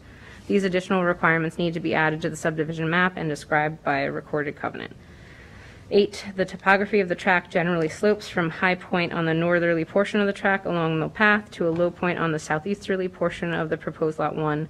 A natural swale runs from the center of proposed Lot 2 to the southeasterly portion of proposed Lot 1 and continues on to the adjacent lot to the south. 9, alteration of the topography of the swale may have adverse impacts on the adjacent properties by directing stormwater runoff and floodwaters onto the abutting lands. As such, a slope easement may need to be established over the swale to prohibit grade modifications. The Conservation Board recommends that the Planning Board seek guidance from the town engineer with regards to additional measures that may be needed to ensure that the adjoining properties are not adversely impacted by stormwater runoff.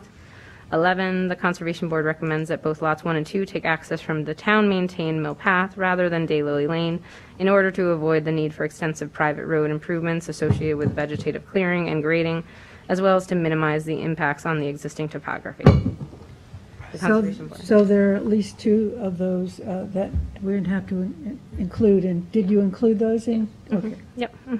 Yep. Thank you. And then I added the Trails Advisory Board comments. They supported the establishment of a trail along the western side, if that works. Thought it might be a medium that, somebody wouldn't have to improve a common driveway that they don't need anymore and would accomplish a connection to get further south. They had a lot of success with the Beta Ocean Trail in Sagaponack. They were hoping to look at that for some time in the future. But and then, like I said, I did get comments from the fire district, but they're working on their formal comments as they just met this week, so they're getting us that information. So number one is kind of talking about, do we want to consider a trail rather than the common driveway? Two is just that we'll make a finding regarding the covenant that we are complying with the covenant because they are seeking planning board approval for the subdivision. It's a minor subdivision. The previous requirement was that the common driveway be upgraded because these houses were built without compliance with the existing covenant from Charles Vanderveer. Are you talking Daylily Lane? It's the red strip from Daylily Lane all the way up. Okay. Yep. Because people are still using it. This parcel is using it, and the existing homes south of the lot and the subject property is using it. Their map notes that they would like to continue using it. But it is an expense for the applicant to consider if they're going to have to bring it up to town common driveway specifications. So their other exit is through Mill Path? Yeah, they could, otherwise they could have two individual driveways from Mill Path. Okay. That I understand, Jackie, but the existing house that's using it, what happens? Well, so there's a northern flag lot, which belongs to this parcel, and then there's a southern flag lot that belongs to this parcel. So the two in the middle might not be necessary, and we might be able to shift the driveway improvements to the south and to the north. It would take some coordination. John Galt, I'm just letting you know that I worked on this subdivision. They begrudgingly, are going to improve their flag strip, but they're the one just under. So if we could get two flag strips that don't have to be improved, we could make for some form of a nice little trail corridor there. Because again, this I'm really confused as to what you're suggesting. I to make understand you want to abandon do a thin strip here for a trail, and then to follow the flag strip down to Daylily. And then create access. And then the access for each lot would be directly from Mill Path with individual driveways, as that's a dead-end road. But what and about it's the town. big parcel below that? This is not in the property. That has a different access from a different flag strip on the Okay. north. Yeah. Okay. So it's something to consider. But this was a Trails Advisory Board recommendations. They just got these to me last week in the middle of the week. So they were asking for a 20-foot wide strip to be dedicated to the town for a flagpole and the flagpole, as this would allow for a trail connection. Oops, sorry. A trail connection and a short link to Scuttle Hole Road. So I also have in there, that we basically are honoring the historic clearance, but that we would like to see a little bit clearer area of disturbance so we can see where native vegetation is. There's some existing wooded portions, but we would limit them to 15% fertilized or dependent vegetation. That's number 8. The tiger salamanders I have under recommendation number 9. If we don't go the trail route, they would have to comply with and bring in a common driveway plan, which is number 10. 11 is just for standard driveway safety compliance. And also on this one, the Charles Vanderveer subdivision, I think it was being considered when the upzone was taking place, so they actually said on the map that they only need to comply with CR 40. These lots can definitely comply with the underlying zoning district, so I just wanted to make a note that that should be appropriate moving forward. They're both over 80,000 square feet. So no need for them to comply with the CR 40. And we're just going to maintain compliance with the previous covenants, and they might need to abandon the previous subdivision. The new structures will conform to the R80, and they'll comply with Bridgehampton Fire District requirements. Like I said, we just have not received those yet. And they will have to do a secret at the final application stage because of aquifer protection and the ag overlay district. Is there someone here representing that? Yep, Madeline Van John is right here. Okay. Yep. Please.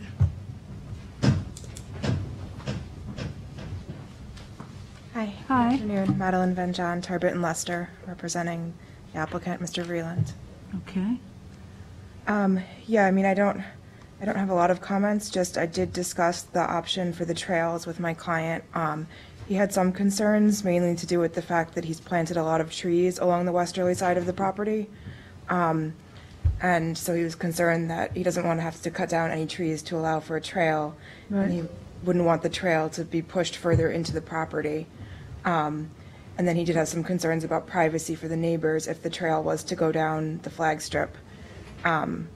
It wasn't a 100% no, so it's something that can definitely be discussed depending on what everyone thinks about that.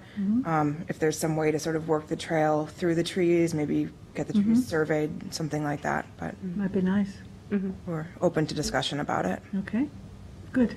Yeah, and then the only other thing I think I might have just skipped over was when we look at the existing native vegetation, and he's speaking about the trees right here. If the trail doesn't work, I was just thinking it would be nice to kind of keep a buffer here, try to stay consistent with aquifer, and maybe a buffer on the north. There's some native vegetation here, but we'd have to look at the survey to have a better idea of where that native vegetation is in relation to the proposed subdivision map. So we were just asking for that at the final application stage. Is there any public water up here? No, Nothing. not public water. So you're waiting for the fire department? Yeah, I believe that they're leaning towards a firewall, but I don't want to speak Firewells. for them, yeah. Okay. Yeah. Any other questions for us? No, I don't have anything. Okay, any other questions from the board? Okay, so I entertain a motion to adopt this draft report, pre-app report. Motion. Motion by Gloria, second by Craig, all in favor. Aye. Opposed, abstentions, 5 in favor, 1 absent. So you'll get us a cleaned up version of that. Yes, no problem. And then you are number 23. Can I just ask a question procedurally? When we do this and we're missing, let's say, fire here, we might come up with something more substantial than the applicant. How does that then amend the report, or do we have to go, if they want to go back to amend the report, if they want to dispute with the fire department, fire recommendation? It's a question procedurally. They have the right to do that. On this, we have left this hanging. Sometimes we can't control when the fire district meets, so we have let this, and which is why I usually put a direct recommendation that the applicant shall contact them to know what the requirements are before they submit a final. On this one, I've been in touch with the confidential secretary, so I believe they are leaning towards a fire well and looking to serve the area. I will generally forward those recommendations to the applicant directly. If you want, we can bring this back and amend the report once we know their recommendations, which would be fine.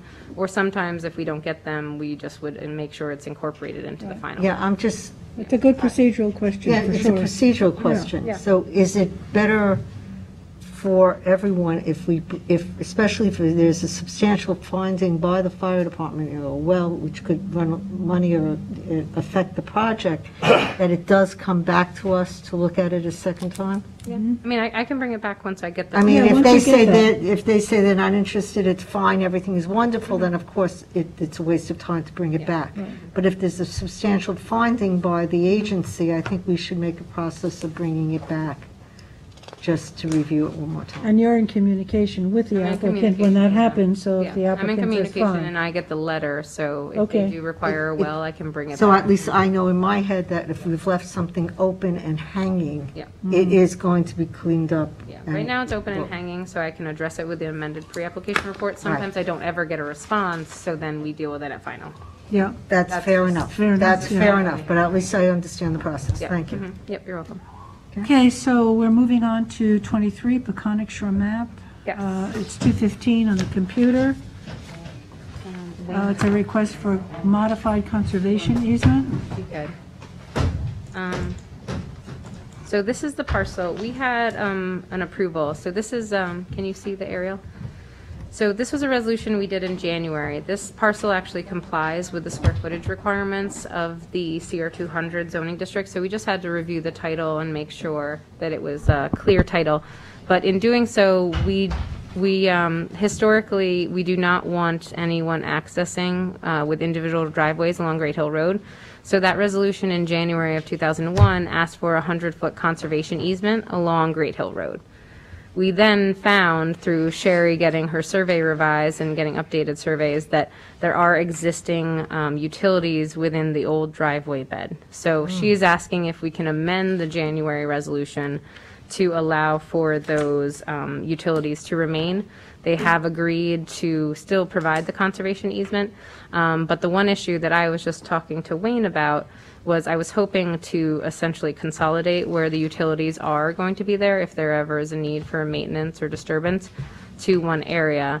In talking to Sherry on the phone just before, the reason is there's a fire hydrant right here. They want to tap off the new water main to get directly down to the buildable portion of the lot, but this historic driveway runs this way. I was hoping to consolidate either all the utilities for a straight shot or all the utilities to follow what the existing utilities are.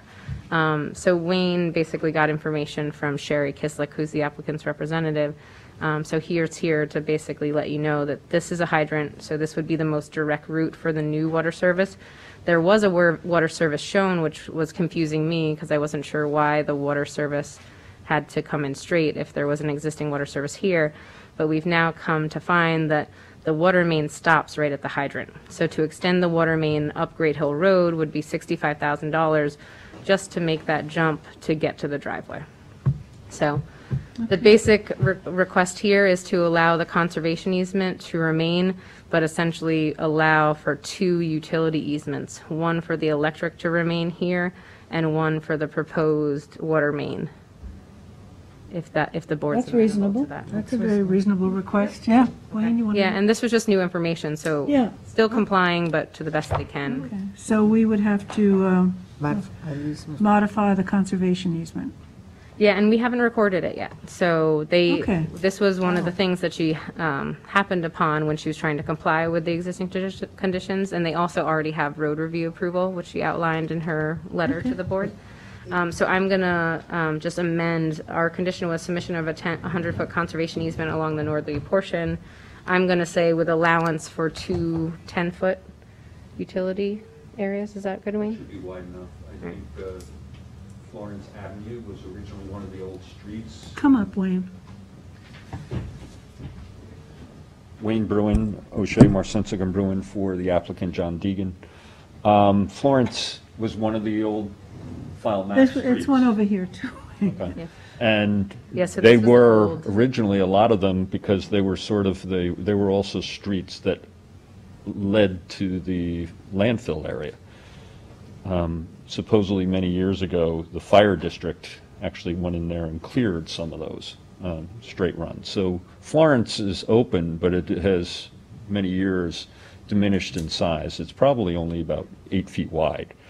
So, but that would be sufficient. So there's no more clearing that's necessary. It'd be sufficient to put the water line in there. John Deegan anticipated doing this several years ago. And he, because the existing driveway, had installed the water line in the driveway, not realizing he would need to extend the water main and the cost of that. And that was prohibitive for him. So he did end up putting the water line in there, which will have to be abandoned, more or less. And he'd have to put in this new Straight shot. direct water line. Yeah, So, makes sense. Okay, so you're going to revise the wording? Yeah, so I'll revise that one condition Do to we allow have to for it. treat it as an easement that was granted and vote You have to as amending an They easement? never filed any, that was my question. Yeah, no, they never never filed anything. I haven't even seen a draft yet, so Oh. it's fine. Oh, okay. So this I had the same this is, concern. yeah, this is modifying it before there was ever anything It's filed. just the resolution that you're modifying. It's just a and then resolution. Okay. We'll Okay. prepare I the just don't document wanna now in accordance. No, I agree. And Screw it up easements for the don't future. necessarily allow for Yeah. Yeah. amendment as easily Yeah. as a CNR. So Yeah. Kathleen, I did have one question. Should we ask for the 2 10-foot utility easements, just as a submission? Well, I mean, I'm deferring You want to us to applicant. describe, you know, Well, I just wasn't sure if we should have them on record, like require the easements now, so that we well, have it wouldn't them. be an easement. Hmm? It's not an easement per se, it's an exception to your Okay, conservation. all right, so an exception, okay. Which Because, will be described within yeah, the easement. Okay, okay. And we'll have a survey to go along with it. they're not utility easements to some other party. True, true, true. They're just coming from the public street to us. True. Yeah, okay. And so just to remind the planning board, the whole idea was to not have this be accessible for an individual driveway. So we're still accomplishing that. Yep. Because the driveway will be from Albert Avenue, which is just a little bit further to the east. Okay. So, can I have a motion? Motion by Robin, second by Gloria, all in favor. Opposed, abstentions, 5 in favor, 1 absent. Thank you. Okay, Jackie, you have the Mill Road, that's a signed plan. I guess, did Gloria sign that? Gloria signed those, did she say? Oh, yeah, they have to be re-signed. I can show her. Okay, so acknowledging 392 Mill Road, number 27, and you're done. Yes. And then Claire, we have you.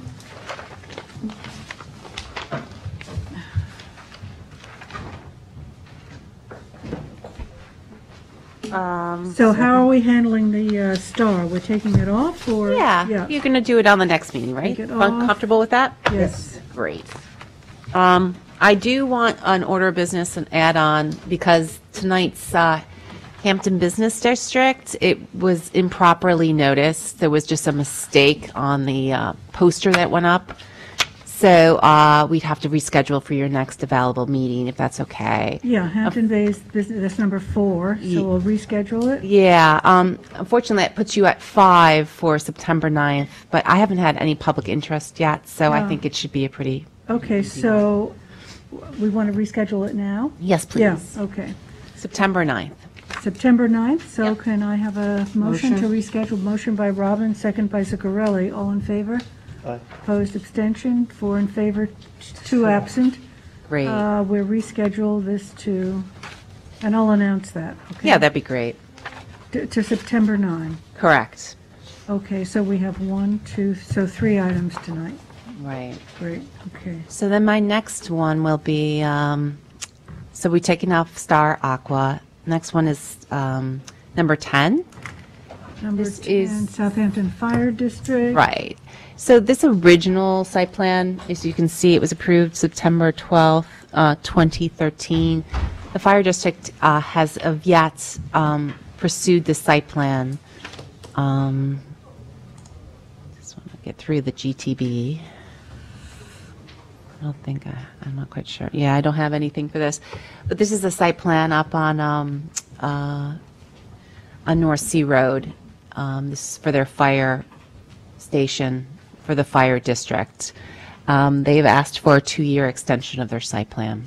So it's just a empty lot right now, right? It is an empty Yeah, lot right okay. now, and they just want to keep it fresh. I think they, Okay, so a 2-year extension, where does it go to, Claire? that would bring it, have it in the resolution. August That would bring it 2022. September 12th, 2023. September 2023, okay. A motion to extend by Zuccarelli, second by Craig, all in favor. Opposed, abstentions, it's extended, Great. 5 in favor, 1 absent. Wonderful. And the next one's Verizon Wireless. Yeah. This is the one you reviewed last year. This is their 3rd extension for their special exception approval. They were working on some Number 11, it's number Next one. 61 Yep, sorry. on the Number 60. computer. Yeah, number 61. Number 11, John.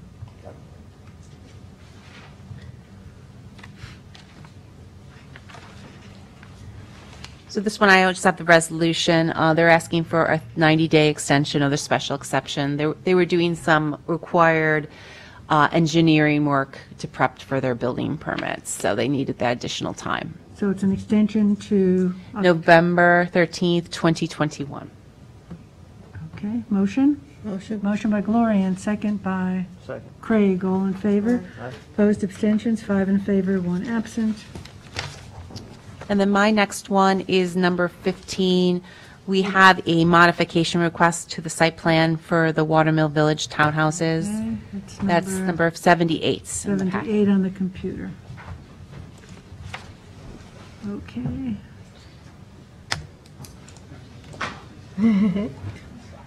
That's okay. Many more trees killed. I know. I'm trying to save trees. That's all right. Steve, I'll pass it out. Okay, thank You start this. Thank you. Sure, no problem. Thanks, Claire.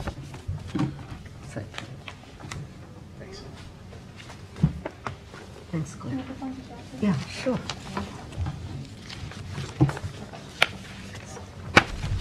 There's a lot of paper out there. Good afternoon. I'm Steve Naroda with Aris Design. Thank you for hearing me today. What we've submitted is an amended site plan to what was originally approved by the board. And the amendments really are just some modifications as the owners have kind of got into development. They're doing a really fantastic job of trying to really upgrade the site a little bit, make it more usable for the intended users, and also beautifying elements of it as well. So the first area I wanted to focus on in the amendment was we're discussing the addition of a 4-foot height retaining wall along Montauk Highway.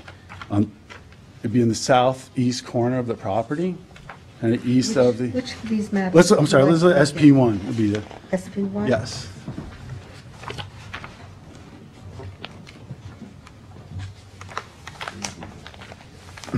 So if you look at in the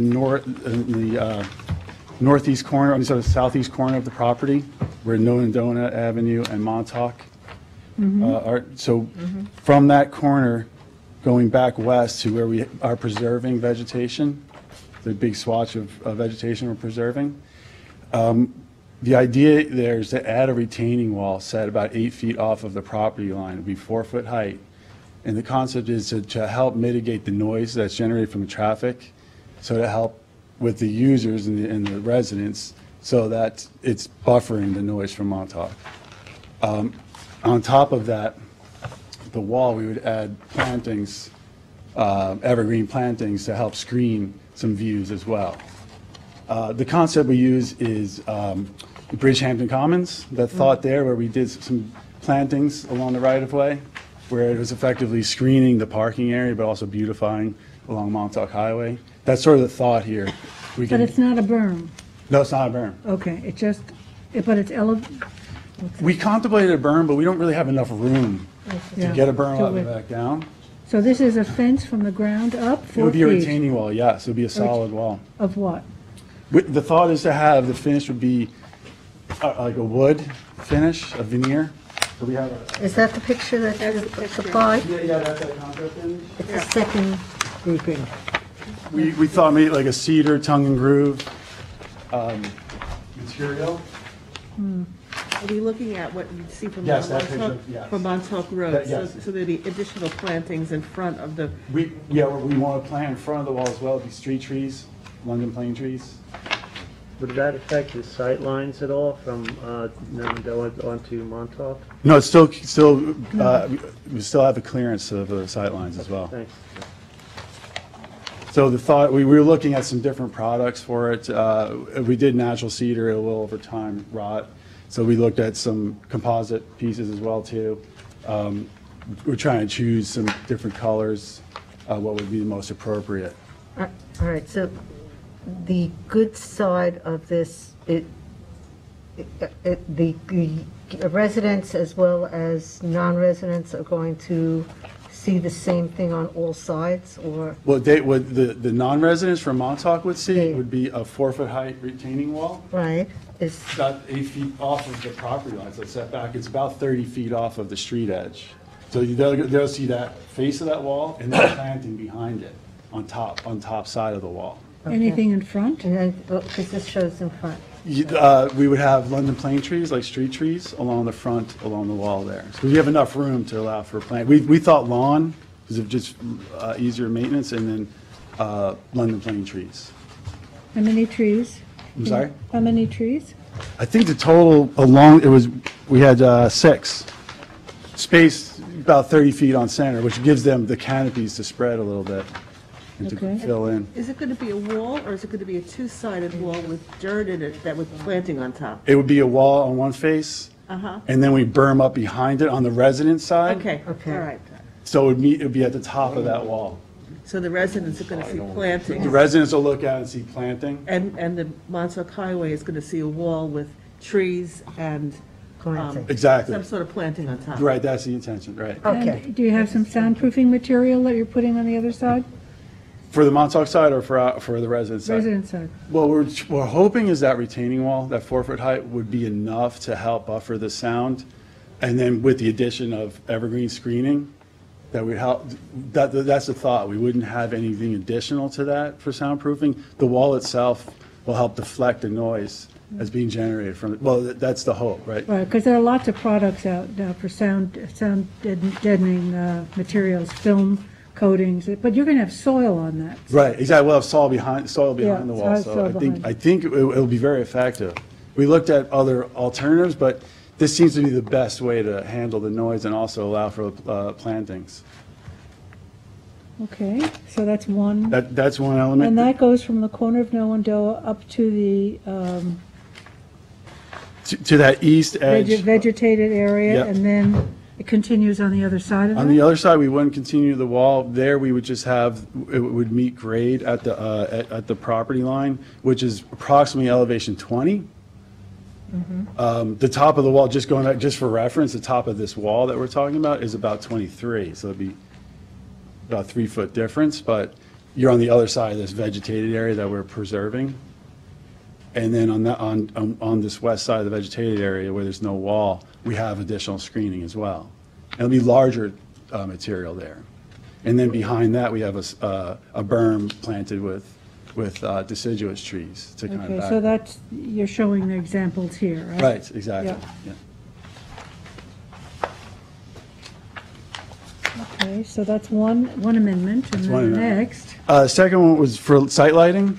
The original plans, the approval was for Ballard Lighting internally. We thought it'd be more efficient use if we went to 10-foot high pole lights. It's a little more effectively with the light distribution. And there'd be dark sky compliant fixtures. where are you on here? So if we go to, just go to the, if you go to LT sheet, if you go to, it's almost to the end of the packet, it's LT1. Yeah, We have a picture of the fixture in the upper left corner. so it's a double 10 feet. Yeah, well, really, we have a single pole, single lights throughout the site. This is just we wanted to capture that fixture in the picture. That's the type of fixture it would be. And how many of these The fixtures? total came down to 30 total, where we had like triple in the amount of bollards. It was a lot, because the bollards are short. We only space them like 10 feet on center, and so there's a lot of them. So we thought, just from the sake of kind of cleaning it up a little bit, is less, there's only so much space within the property, so much green space, that we wanted to allow more, just if the light fixture is more effective that way, with using a 10-foot high pole. So where are they indicated here? Are they the circles with the Ys in them? Yes. I can't read it on this. That's, what's the circles? No, because that can't, circles with that's, the Ys. Or that can't be the They're- lights. No, it's. They're like a rectangular box. They're the box. Yeah. I'm not quite sure if you can see this. Yeah, it's but not these, hard. Yeah. they're these boxes. They're That one should shift rectangular. over. Oh, I to see. this- Yeah, this- yeah. Yeah. So you can That's it. see them through the site. That's very typical, in a site plan. We absolutely would try to, there'd be no like trespass. 10 feet is very residential in feel. We want that combination here. You're okay with it, Claire? Yeah, it's very appropriate. It's just that it's a different look, of course, the bollards versus Right. the I fixtures, mean, but I it think, to should me, be the appropriate. bollards seem more rural.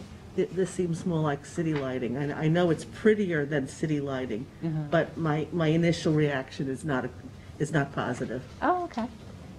Do you need 30? Is that how? It's based they- on the photometric plan in order to provide the sufficient lighting for safety. The fixtures are in this packet too, right? Well, there's a cut of it, there's a cut of the double, but they're going to have a single. We have a cut of the double, yep.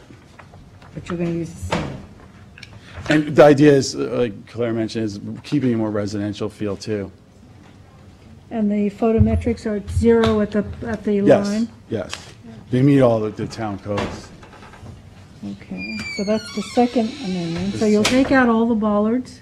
All the Yes. bollards are out? Yeah. To replace with 30 10-foot poles? That's right. Okay. And I guess the last point we wanted to bring up is along Nona Dona. Part of the approval, I guess we can go back to the site plan. Yeah, give us a number. No, if you don't mind, let's go to PR1. Okay. PR1. Yeah. Yeah. So, PR, yeah. part of the, I got it. part of the site plan was to the addition of a sidewalk in the right-of-way. Sorry. Would run the length of Nona Dona from Montauk north. As we've gotten into the construction of the project, looking at the reality of what's on site, there are fairly large, significant trees in the right-of-way. Silver maples, they range from 20-inch to almost 42-inch diameter trees. There really is no way to site a sidewalk without destroying the tree root, the roots of the trees. That's our first impediment with that. Go around it. Go around the trees. There's really nowhere to go that would force us into the property itself. We wouldn't be able to be, You'd be able to get some narrow, I mean, I walk roadways in Bridgehampton all the time where the sidewalks go around the trees, and there might be that much, but you can get around it. it would be extremely difficult to do that without destroying the roots. In order to any kind of excavation in those areas, these are very large trees. It would be a pity to take them down. What do you think? Right.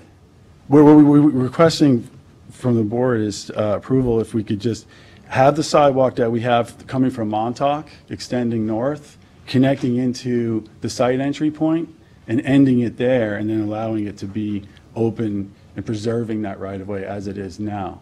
We have additional elements too, that in addition to the trees, is the actual grade itself is very steep along the right-of-way, and also the utility poles. So there's several factors that are coming into play there that are really impacting the reality of really putting a sidewalk in that area. All right. Can you explain that again? I'm sorry, I'm not quite. Yeah, Sure. That was supposed to be a sidewalk, correct? That's right. Okay, so what Yeah, you're... where that red hatch is, yes. Yeah, okay, so what you're saying is that right away, which is meant to be a sidewalk. That's right. If you tried to put down, what kind of materials were you trying to put down to make it a sidewalk? It would be a concrete, so you'd have to put an RCA base and then concrete on top. Is there any other materials that we can use that would still give it a walkway look without destroying the trees? Well, I don't think so, because part of it is to provide a safe, passable, and something that would be approvable, that would be safe for people to walk on. Concrete would be the best option. And then also to mitigate the grade change. Grading is really required in order to make that a level walkway. Typically, like just referring to what the New York DOT requires, they require 1.5% pitch on a cross pitch on a sidewalk, which is very subtle, allows for water to flow off it. But in any kind of grading in this environment is going to impact the root zones of these trees. What are you suggesting? What we're asking is not to develop that Not to sidewalk. put the sidewalk there. Where the red hatched is, don't do that. You just want it from the corner. To our the entry entrance. of the. first entry. Yes. And then what would you destroy on that? Nothing. That's the beauty of Perfect. that. Yeah. That's Perfect. the beauty of it. Perfect. It wouldn't go past the two houses that are already there, that are staying. Well, the whole length when we look at that, when we get north of our main entrance of our site, anything north of that, we're encumbered by the trees, the grading, and the utility poles. And that's why we're asking, we're asking not to put any sidewalk in the whole length of that. The two plots on either side of your building, Are those the existing houses? That's right, those that existing stay there? residents, yes, yes. That's- And they have gardens, and they really don't want the sidewalk either, but, No, okay, Okay, so, no sidewalk. okay, so we're in agreement here. great, all right. So no sidewalk in the hatched area? Right, Just in the hat. just right? in the, Or from so the, from to the north corner of the to the hatched area, entrance. you would do the sidewalk? Well, what were you suggesting? Well, I'm suggesting go all the way north where you know where they have the Watermill Station project, where the sidewalk kind of ends up in the corner there, in the north corner. We don't want to connect anywhere in there because we have another tree further north too. So we have this condition all the way north. Beyond the Beyond, red north of the red hatch, hatch, so the yeah. whole, Yeah, I You're apologize. just saying the whole Noadoa would The not whole have, length, yeah. would not have, not just the hatched area, the whole Noadoa would have no sidewalk, is that Right. correct? so people would walk on the street. But who's gonna walk? I mean, it's a road. No one It's uses. very quiet there. I mean, it's quiet down that street too. No Yeah, one well, uses, I'm no one asking. walks down Noindoa now.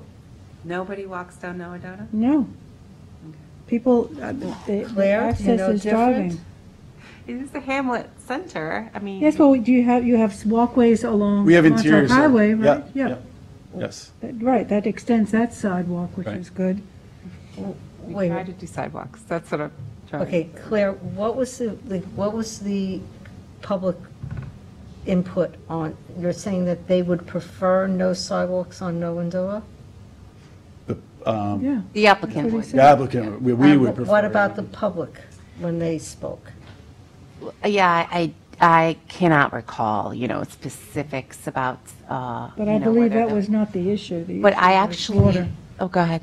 The issue was water, I mean. it's- Oh, from the neighbors. Yeah. I mean, yes, Right. yeah, Right. I would say that it was Yeah. correct. Yeah. Go ahead. I was, in attending those hearings, Yeah. that really didn't come up. The sidewalks weren't a big issue for the public. It was more just driven by requirements of the town. This is a town road. Do you want a little input from your highway departments? From Tom Neely? Alex Greco? Tired. From the highway department. Sure. Department is Alex. Yeah. Alex, I mean, just before you eliminate it, I would say you're considering eliminating the sidewalk in this area. Is there any Well, concern? and the thing from with the highway trees department? is that it creates shade, it's a temperature effect, right. adjuster. Mhm. The more trees we take down, the hotter everything gets, and we're getting hot anyway. There are I- proposed trees in that area. I I- mean, you're proposing 8 trees along that route too, so. I don't want to cut down trees, but I don't want to have a safety issue either. If people are walking there, okay, as much as I care about trees, I'd like to make sure we're not hurting people, because I know that it was a traffic issue on Noadoa, there was a parking issue on Noadoa. I just want to make sure we don't cause There any was no, walking. there was no walking issue on Noindoa. There was a water issue with the houses that were there. They wanted to tap into the water from the development. Should we check with highways just to make? Sure, yeah. I would suggest that. Okay. Just to double I check, would feel and say the planning board's considering eliminating it, and maybe you could provide a map with the whole area. Sure, of course, yeah. And then we could say, any feedback on that issue. Yeah, because but give it a modified map. trees and the utilities. And the other point is, I am not quite sure, I'm a little rusty on my Station Road access, but if that allows for the public to walk through that, and that's another alternative, so they don't have to go down Noadona, people, if they want to go to the center of That was my Watermill, understanding. they Yeah. could go through Station Through Road. So Station there might Road. be a nexus there. Yeah, But let's get the information. good point. Okay. Okay, let's get the good. information. Do you want to mention the sidewalks from the? Well, right, that's right. Yeah, thank you, units? Claire. Yes, yeah. I guess we'll go back to let me see if the site plan picks this up. Number, If we look at SP1, SP? yes. The original approval, if you look at all the units that are facing toward Noindona, it's SP1. Yeah. If you look at those units facing Noindona, the original approval, it was required by the town to provide sidewalk connections from each unit out to the sidewalk that would be on Noindona. As we got into this and we're looking at, there's very limited green space and garden space on this property. If we don't allow these areas, well, the idea is to provide 4-foot height fences on the backside of these units, on the Nilendona side, to help encapsulate a little garden area, seating area for the residents of each townhouse. So the thought is, if we could do a 4-foot high fence on the Nilendona side, we'd have plantings along the street, so it'll help buffer. But it provides that really needed green space for the residents. So that was just from it was really more of a usability standpoint that would really increase the livability of and the lifestyle of the people living here. Is there any internal landscaping here? Is there anything left green? Yeah, there is. It's challenging because in the central portion of the property, we have the swimming pool, we have a clubhouse. There is a lawn that extends off the west side of the pool area. Otherwise, it's a lot of, we do a lot of plantings on along the sidewalks and along the streetscape, and then there will be plantings for each unit in the townhomes. But we are limited, that is, with what we can, the open green areas we have. And we're also doing what we can for the two houses that still exist there, they're going to have landscaping around them. They'll have very dense screening around them to provide screening. Just to summarize what Steve was saying, so just on the, can you see this with my pointer? They used to have, the proposal was each unit would have like an access onto the sidewalk, like a small cottage, right, feel to it. So what they're proposing is that a couple of these units would still have that, but the side units would be able to access from a side. So it wasn't everyone, everyone has access, but not everyone has direct access onto the sidewalk. So like this one will have it, you can see it on these landscape plans. There are compromises to whittle that down. So that everyone has access, but not everybody has direct access. Okay, so then on Nolens now, we have fencing. Right, that was never proposed. That was never proposed before. It's all going to I'm be just on no and thinking about, again, the neighbors from across the street or whatever. So we're not putting a sidewalk there. We're going to put a fence. This will have the sidewalk still. This would not have the sidewalk, Oh, obviously here, but they still would have the access if they wanted to get out on the road, take your bike. Wait a minute, I thought we said that there was going to be, I'm sorry, I thought there was going to be no sidewalks on Nolandoa. I thought that's what I understood. Around the corner, Right yes. there, this around the front one. corner. Right there, there'll be But some. not here, right, Not there. Okay, not in the hatched area. correct. Yeah. Right. It's unlikely, though, that people are going to I know, I'm be just walking out trying, I'm there. trying to why perceive in not? my Take your mind how bike. it's now going to look They because can you're going walk, to have. can't they walk through the property and get out? Well, the appearance, again, and this was an intention back when it was designed a couple of years ago, was to create a little, village feel, like you're walking down Nowandona and like, step out in the village here. Right, Little right. hedges, little entrances, and you present to a road. Is that fence going to break that concept up? No, like a 4-foot fence. I think that's Okay. what they're proposing. I think the concept's still there if they compromise this down to reducing the entrances. Okay. I think is a good compromise. Yeah. So, Okay. okay, so we'll go back to the town, we'll hear from the town highway departments, and we'll bring this back. Are the other issues pretty good for you? Yeah, Other changes? Okay, great. Thanks, everyone. Thank you. thank you.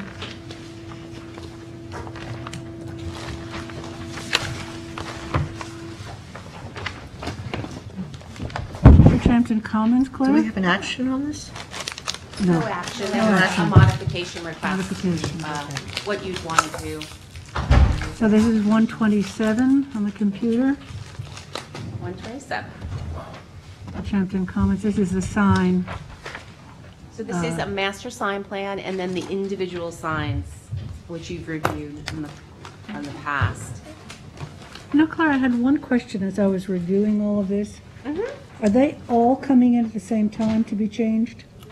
Yes, Okay, that was my question. yes. Because So, otherwise, it would look quite spotty to, right. Yeah. Exactly. I think we've looked at this. it is I have 127. number 19, and it's 127 on the computer. So what we've done, we've been reviewing this Zoom-wise and for a couple of months now, and you've had some good feedback from the ARB. What you presented to the ARB when you deemed it complete is that you would review the individual signs for the larger units. 8,000 square feet. Correct. And then anything below would be that tenant sign, which is the green and gold. Right. So, as you can see there, that's the example of the green and gold. So these are the individually reviewed signs of the ARB, the latest versions that. Right, I know there was some comment about keeping the size of the letters uniform and not all over. Yeah, so when they reviewed this, the logo became smaller. That's what they were concerned about. Yeah. Logos could get a little bigger, and then it doesn't look in. Yeah. And so they would retain that as a review, and you would also. Okay. Claire, I had a question when I went through the paperwork. It seemed like I thought that the small signs just have names, and the big signs could have a logo and a name. That's not what was proposed when you deemed it complete. You were okay with them having, the smaller signs having logos. Actually, that first iteration of the master sign plan, when you deemed it complete,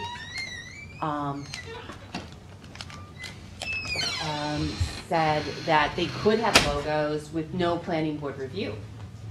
And then they could just go to the building department. But the ARB, for that reason I'm just describing, they felt the logo could not look, it could look out of place. So, and they gave a couple examples, one being the AT&T you see before you, that's been adjusted. So I was incorrect in thinking that the smaller signs are just going to be words and not logos. Right, but if they, at this point, with this master sign plan, if they just want to do words, no ARB, no planning, that would just go right to administrative sign review, yeah.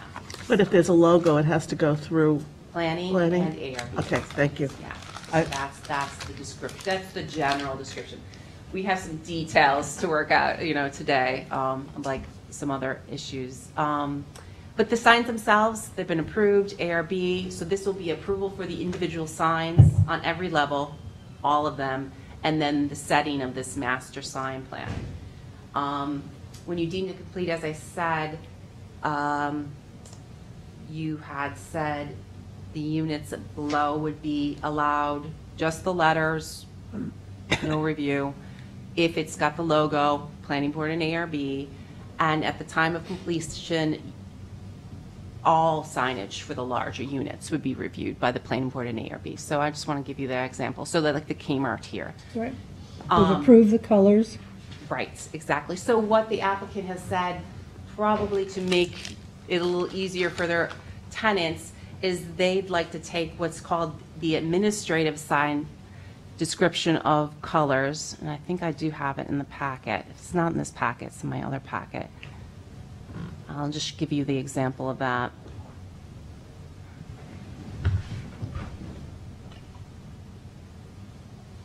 Yeah, here's the colors here.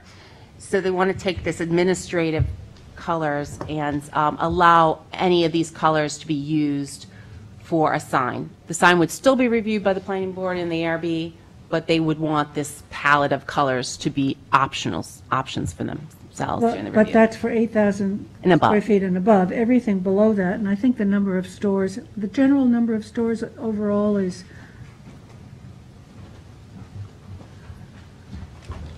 Mike Shano, Venture Science for the applicant. Mike.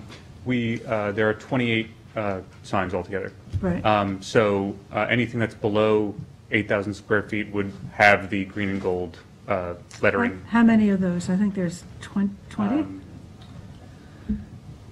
Good question. I mean, I have, Very good question. I don't have that information with me, but I added it up. It's, I had it. Is it referenced in your? we should reference it in the report. I think it should be referenced in Yeah. the report, yeah.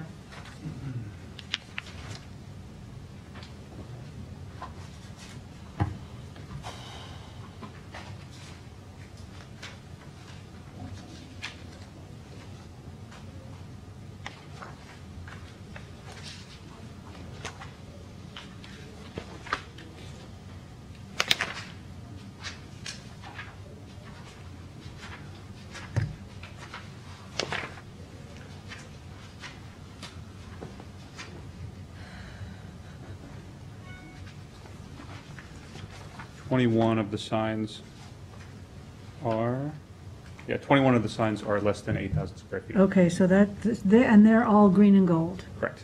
So they look to that color palette? Well, The green and gold would not look to that color palette. They will be the green and gold. okay, That is, and the That's green and gold specified. palette and the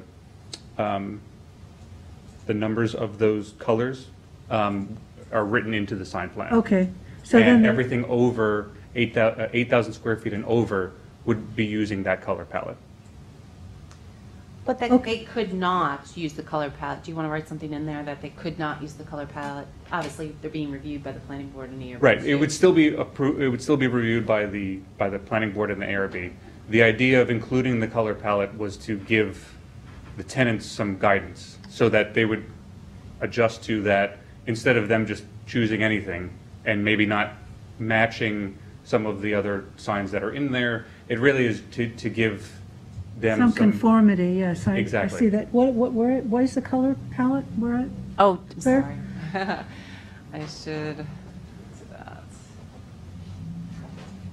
have it here, right here.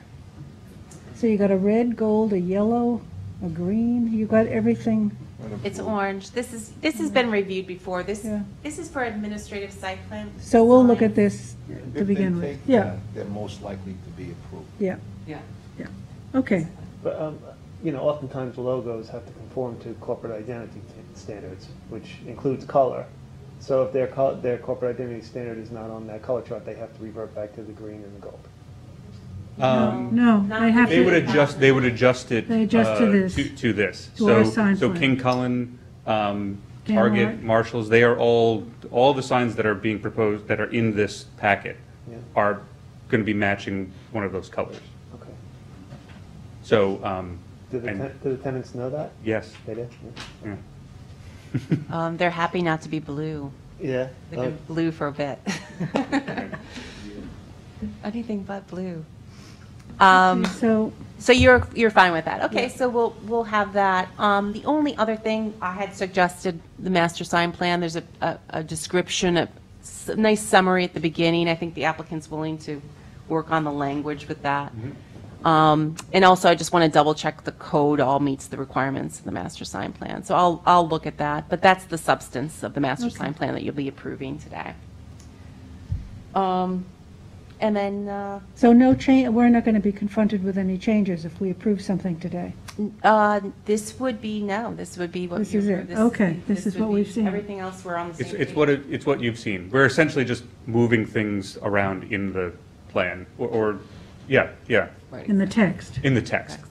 Okay. So that. You'll yeah. give us, can you submit to us a final Yes, language? absolutely. All of the excuse me, all of the signs just have the name. They don't have any subtext.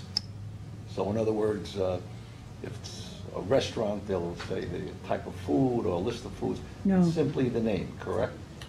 Because Simply, that's what's called for. You're not allowed to list what's involved. Right. You're not allowed, so I guess in some cases, there is like, just for an example, there's If it's a Angel pharmacist, they Tip. can't say so-and-so, what a pharmacist's aspirin or something. They can't list that.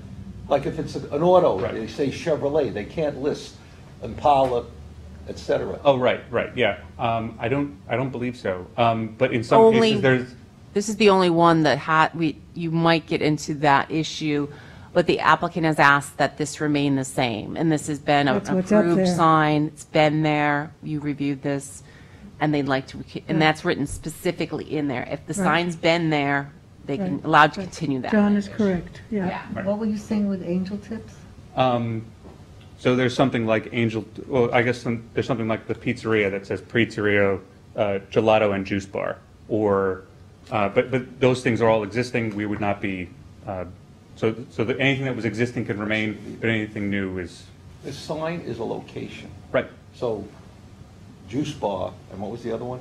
Gelato and Juice Gelato. Bar. Right, It's two products within it. That Right. shouldn't be there. right. I don't know if we can give an exception to it. It would not, so the ones that already exist can Can keep be that, used, but no new ones would be added. Right. Correct, yes. That is what that is written into this. And we have the Yes. language, okay. Yeah. Okay, so So, what yeah. are we, So we're approving this, and you're going to send us, Fresh copy. A fresh new copy. of master sign plan. Of course, if there's any issues, let me know. I do have a condition. There was some comments that there was some extraneous signage on the property, you know, Yes. so we're going to have that as a general condition, so it's something we can enforce. Right. Send out code enforcement to say we got excessive signage outside. Mhm. And of course, that's part of the code anyways, but we just want to restate it. And I recommend approval. okay. Can I have a motion by Zuccarelli, second by Craig, all in favor. Opposed, abstentions, 5 in favor, 1 absent. Thank you very much. Thank you. Loaves and Fishes, number 20, 146. You're welcome. Yep, 146. I have written a decision. We know. had a review, extensive review of the staff report at the Yeah, you're last gonna have meeting, and there were some questions about the access to the property. Bring the plan up for you. Yep. The applicant wrote a response. I'm going to ask him to speak to the contents of that letter regarding the access on the property. Was that in? Was not in your packets. I sent it to you as soon as I received it last Monday. It was a separate, essentially, what we had suggested and what the response was, that you were not in favor of any of the traffic access entrance changes that we had. But, okay, so if you, no. So if you want to go over that. Sure. Everyone has the letter?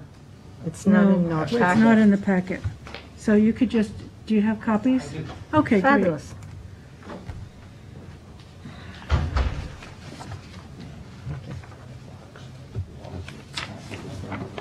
Just, So if you cover the bottom. can I have another one?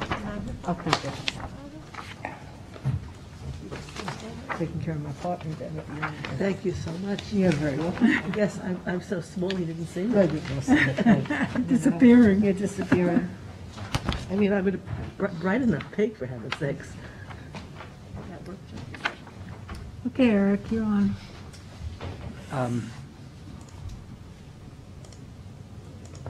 Would you like to take a minute and read through it before? No, you can highlight it, but give us your name for the record, please. Eric Bregman, 10 Gingerbread Lane, East Hampton, for the applicant. Excuse me.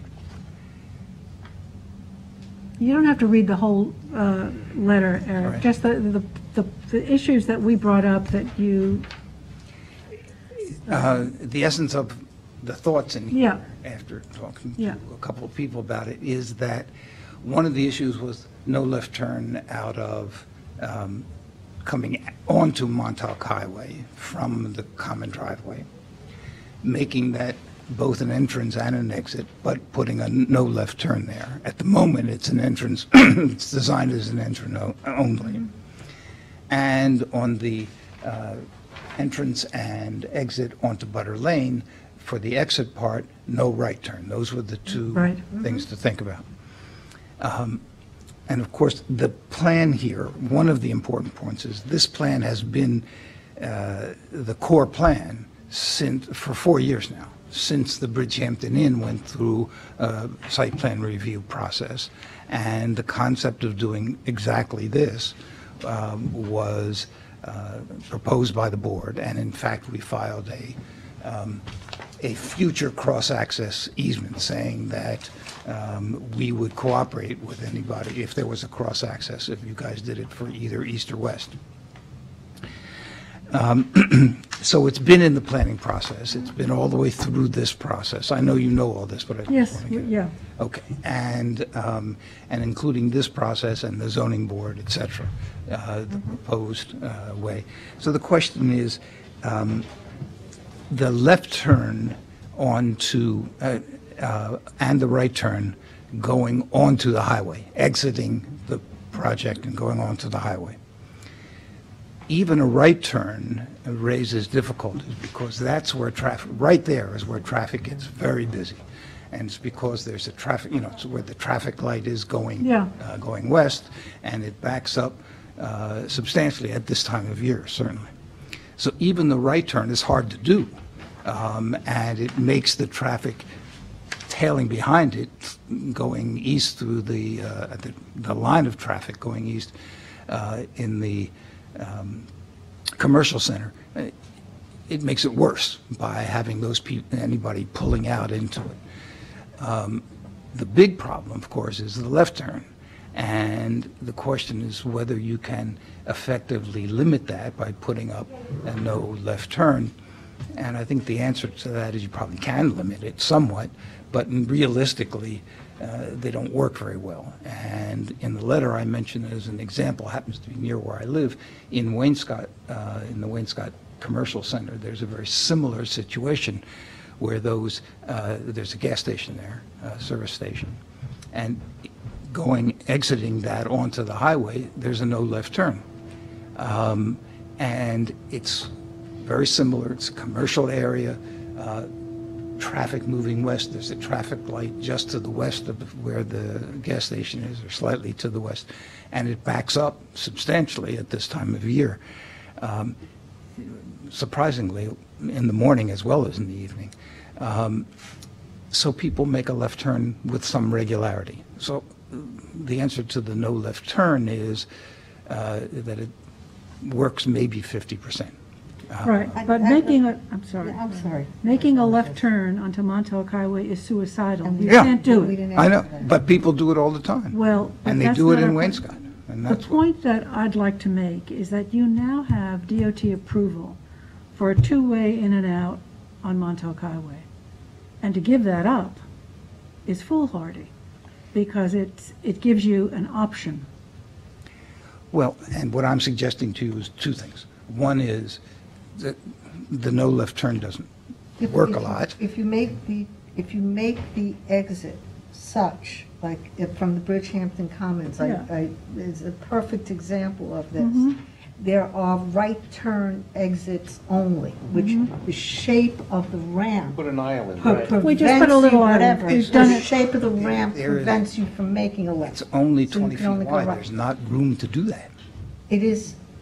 Has this been checked with a traffic person? Well, it's been checked with the architect, sure. No. Traffic person, as to whether we can build a right-only exit there, so you're not giving up. Yeah, we've done that before. Well, you have to do a right exit only at the same time you're having an entrance.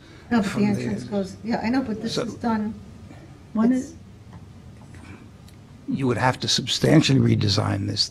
It isn't wide enough. You look in Watermill, where there is, in the middle, you go back to the parking, and there's, turning right, going straight, and then coming in. It's three lines. Left, right, and coming in. That's what you'd have to have. That's excessive. Well, how do you handle this driveway now?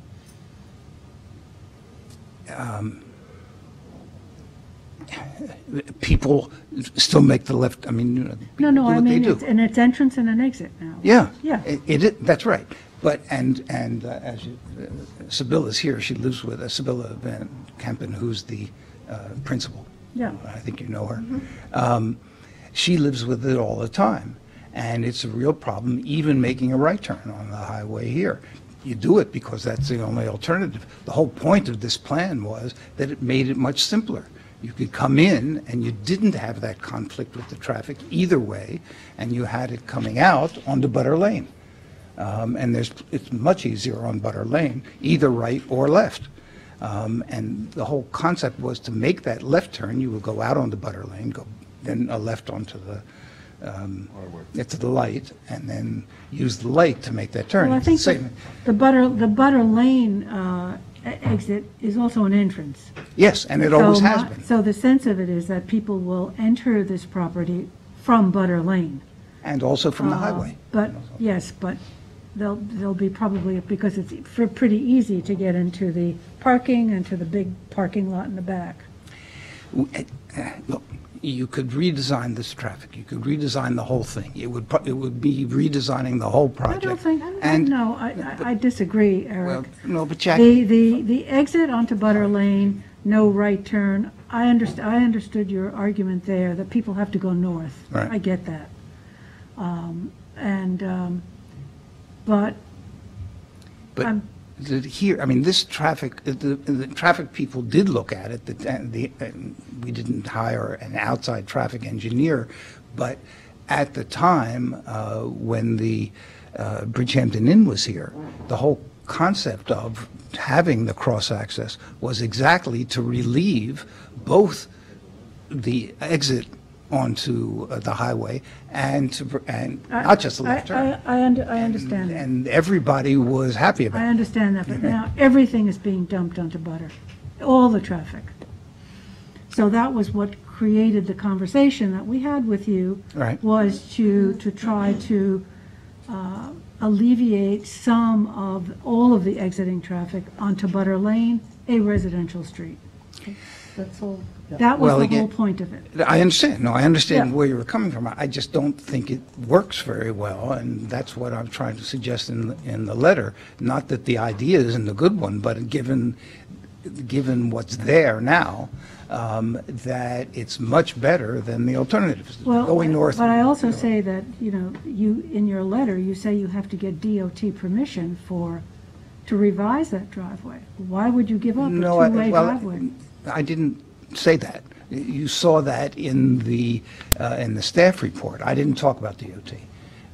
I don't think, unless I missed it. But there is a question about whether we need DOT approval for that now.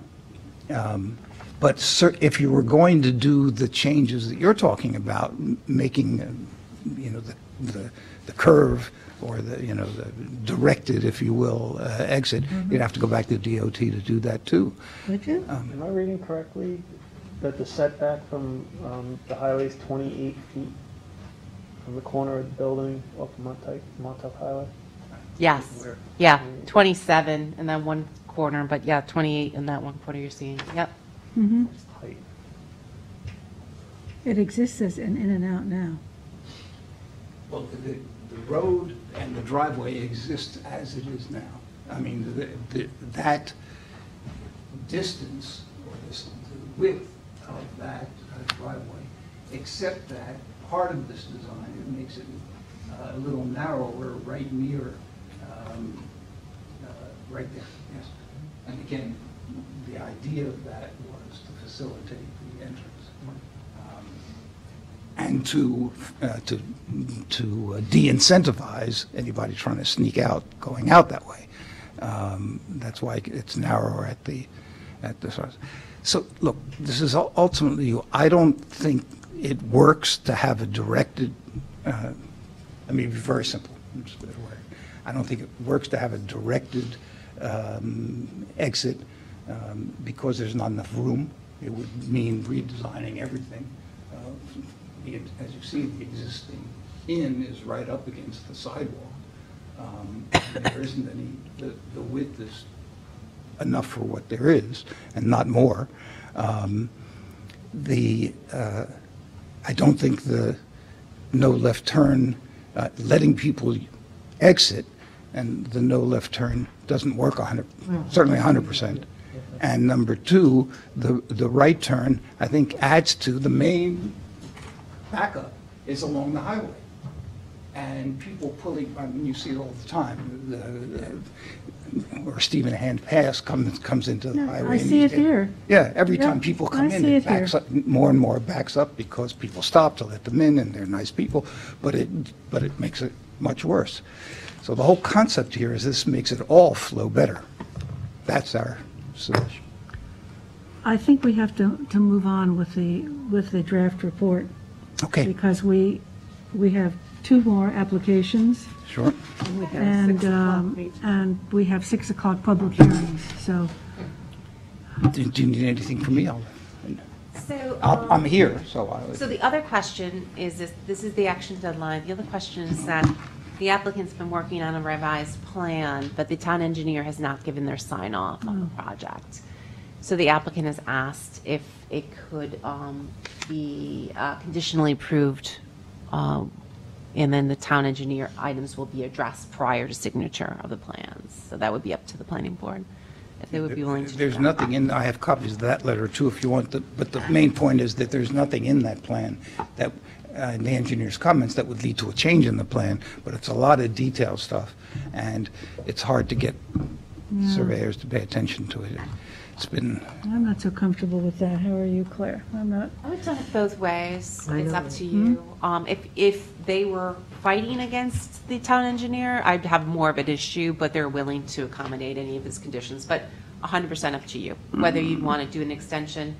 Anthony said he would handle it for me for the next meeting if need Yeah. be. So if you want to do an extension till then. I think so.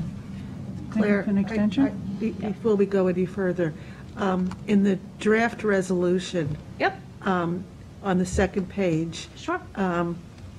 It says the apartment shall be for year-round use and shall not be eligible for a seasonal rental.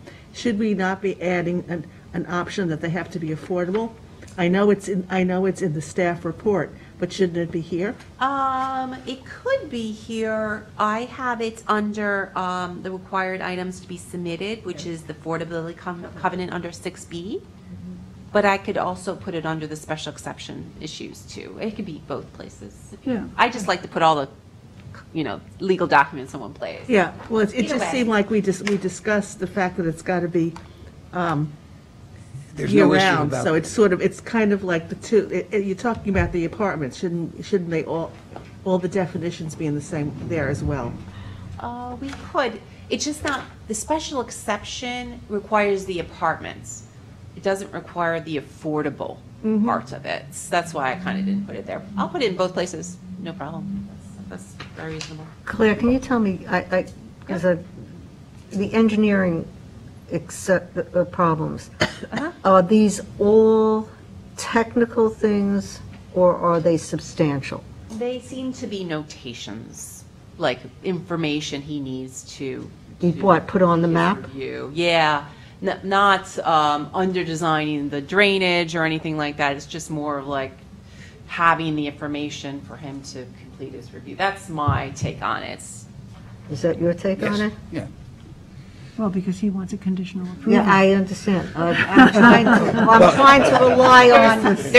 There's a lot of here. a lot of items, but no, they're not like he's refusing to do drainage. Yeah. It's more like you didn't know. My question to him was whether he was refusing any of the items No. that he's seeing. No, So I'm there's sorry, if that was your question. Yeah, that was my question. You're not refusing, and you're saying it's technical. But bottom the line here engineer is- has not weighed in.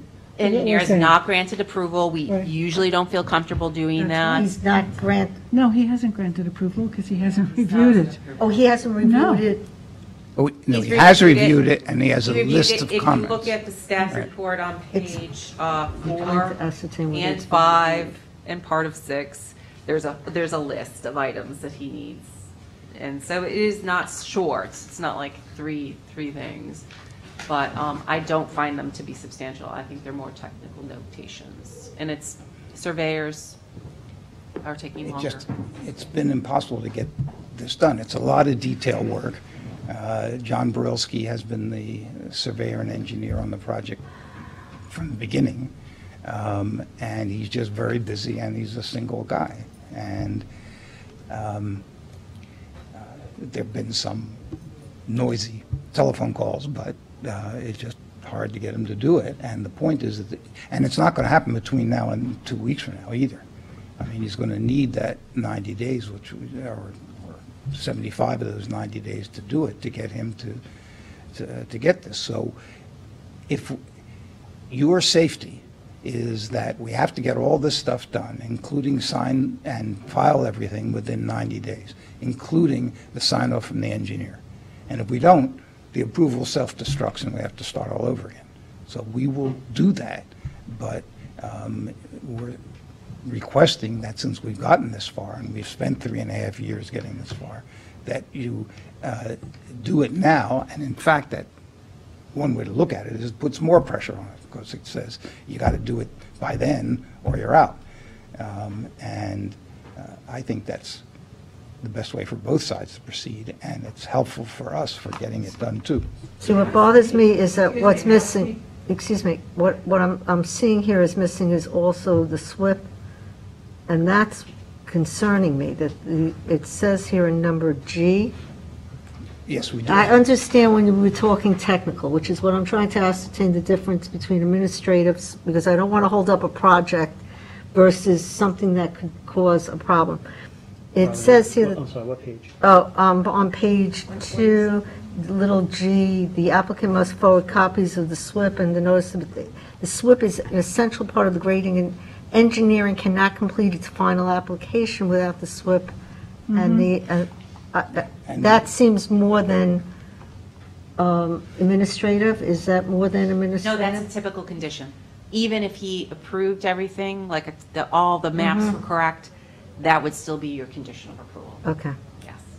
I'm just trying to get some comfort level. And typically, the engineer will identify what that SWIP has to look like, and the applicant will do that. Okay, I'm just trying to get a level of comfort Yeah. here. That So if we give a conditional approval, and obviously some of us are not so comfortable doing that, what does that mean? You would give a conditional approval before any signature of map. Tom will come back and say, these maps are sufficient for So it could be- filing. He's gotten the SWIP, he's gotten the speedies, he's gotten everything, he's gotten his fee, everything has been signed off. So it's the same result, it's just, you know, if they don't agree on something, that's why we like him to have everything signed off. You know, once in a while, if you remember, there was an application that one person wanted asphalt, the other person wanted gravel, and the town engineer wanted asphalt, and you agreed gravel was fine, you know, but that's not the situation here. It's going to be paved appropriately. Everything's going to be done in accordance. It's not the fundamentals that are wrong, but the information. So they're gaining time by getting a conditional approval from us, is that it? Are gaining time. Which is what they're really asking for. They are. Yeah, okay. And also putting a deadline on us to get all this done. I mean, if you don't approve it, then it sort of drifts on until we do all this with the engineer, and then we come back, and then it's from whatever that date is, let's say it's 60 days from now, and then it would be 90 days from that into it. So we're asking you to do the conditional approval partly so we can go to the engineers and say, hey, we've got to do it. We don't have an absolute deadline. I'm just concerned if it's violating anything procedurally. That's what I'm trying. No. So it's not. At the end of the 90-day period, if he has not, the conditional is going to blow up anyway if he has not met the conditions or there's a problem. Okay. You would see it again. Yes, okay. So we've reviewed everything here? Yeah, so Okay. the conditions, if you consider it, would be add the affordable reference. Affordable. under the section, special exception section. Plans stamped for licensed professional, a note about the impervious surfaces, which they provided on another plan, but I'd like it on the survey. And then, of course, any changes that the town engineer requires have to be provided on the plan. So I would make that reference. Poles have to be reduced. There's 2 poles that are 13 feet. We'd want them 10. That's more appropriate. And I suggested 2 street trees in this area on Loaves and Fishes. They're providing, there's existing trees here, which are great, but a couple trees here to provide that streetscape. Good. And then the rest are typical conditions that we have with the application.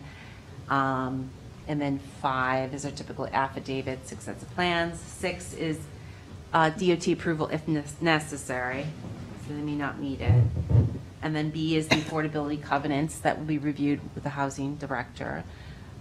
C is the declaration of covenants. This is related to the maintenance of the landscaping on the northern boundary, and then the outdoor lighting being in conformance with the town code. D is the cross-access easement agreement between this property and the east property.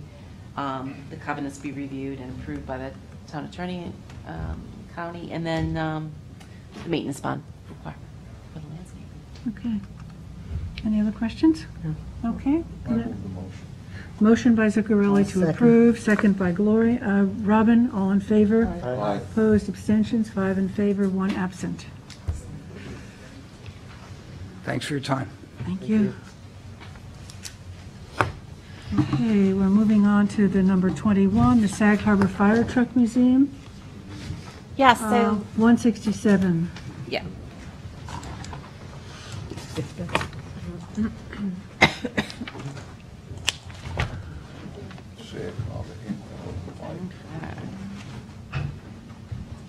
So when we last saw this, and this is about a month ago. Fire Truck Museum. Museum, that's not a museum. You had asked two questions. One was a referral that you'd like from the Ag Advisory Committee. Yep. And so we sent it off to them. There was some missing meetings in there, but we got feedback from the Ag Chair who said they do not review anything that's not related to agriculture. So this would not be an agriculture, so they said they did not review this application. That was their comments. They didn't want to give an answer. That's right. And then the chief building inspector issued a letter about They did, so it didn't make it into your packet. I do have a copy of it. I emailed it to you. Did you all get it? Yes. Yeah, we read it. I read it. Okay. And so he stated that, in his view, there would have to be some type of public viewing and so he said that upon request or by appointment would be appropriate. This was the end summary at the end. I gave the copy of the letter to the applicants, and they would be agreeable to the condition to that effect if the board is agreeable to that. I have a resolution in your packet. Mr. Chairman, do you want to speak to any issue in the application? Ed Dearman on behalf of the applicant. We did, Claire and I did speak, and we agreed to the public availability, either by appointment or some short-term hours during the warmer weather, certainly. Again, we have no problem with that. I think we pretty much eliminated all the other issues over the last several meetings. I think, Claire, you had one item at the end of the determination. The hours of operation, we're looking at something like maybe 4 to 8 hours a week. Certainly not early in the morning, and certainly not late at night. Respectable hours while we're there and getting the building up and running. So provided that, our group, goes along with this as well. So when we get everything done and written up here and passed, then we have to pass it by our board and for final approval, of course, there. But no, I think that we've eliminated all the issues and we have no problems. Did we say no repair of vehicles outside? Yeah, we did. Yes. Okay, because I'm not seeing that in 4. Yeah, let me look at that. Prohibition of outdoor storage of vehicles overnight.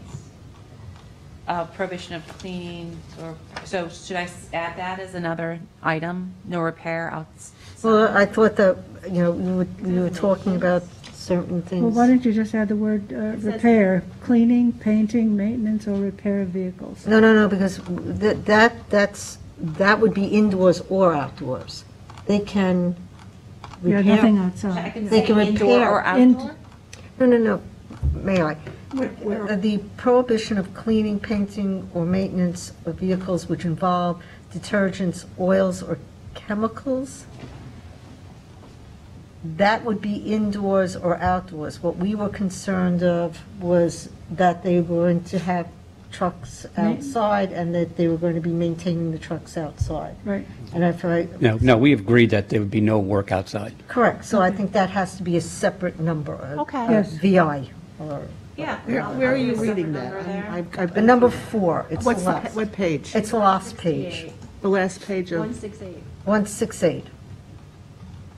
1618.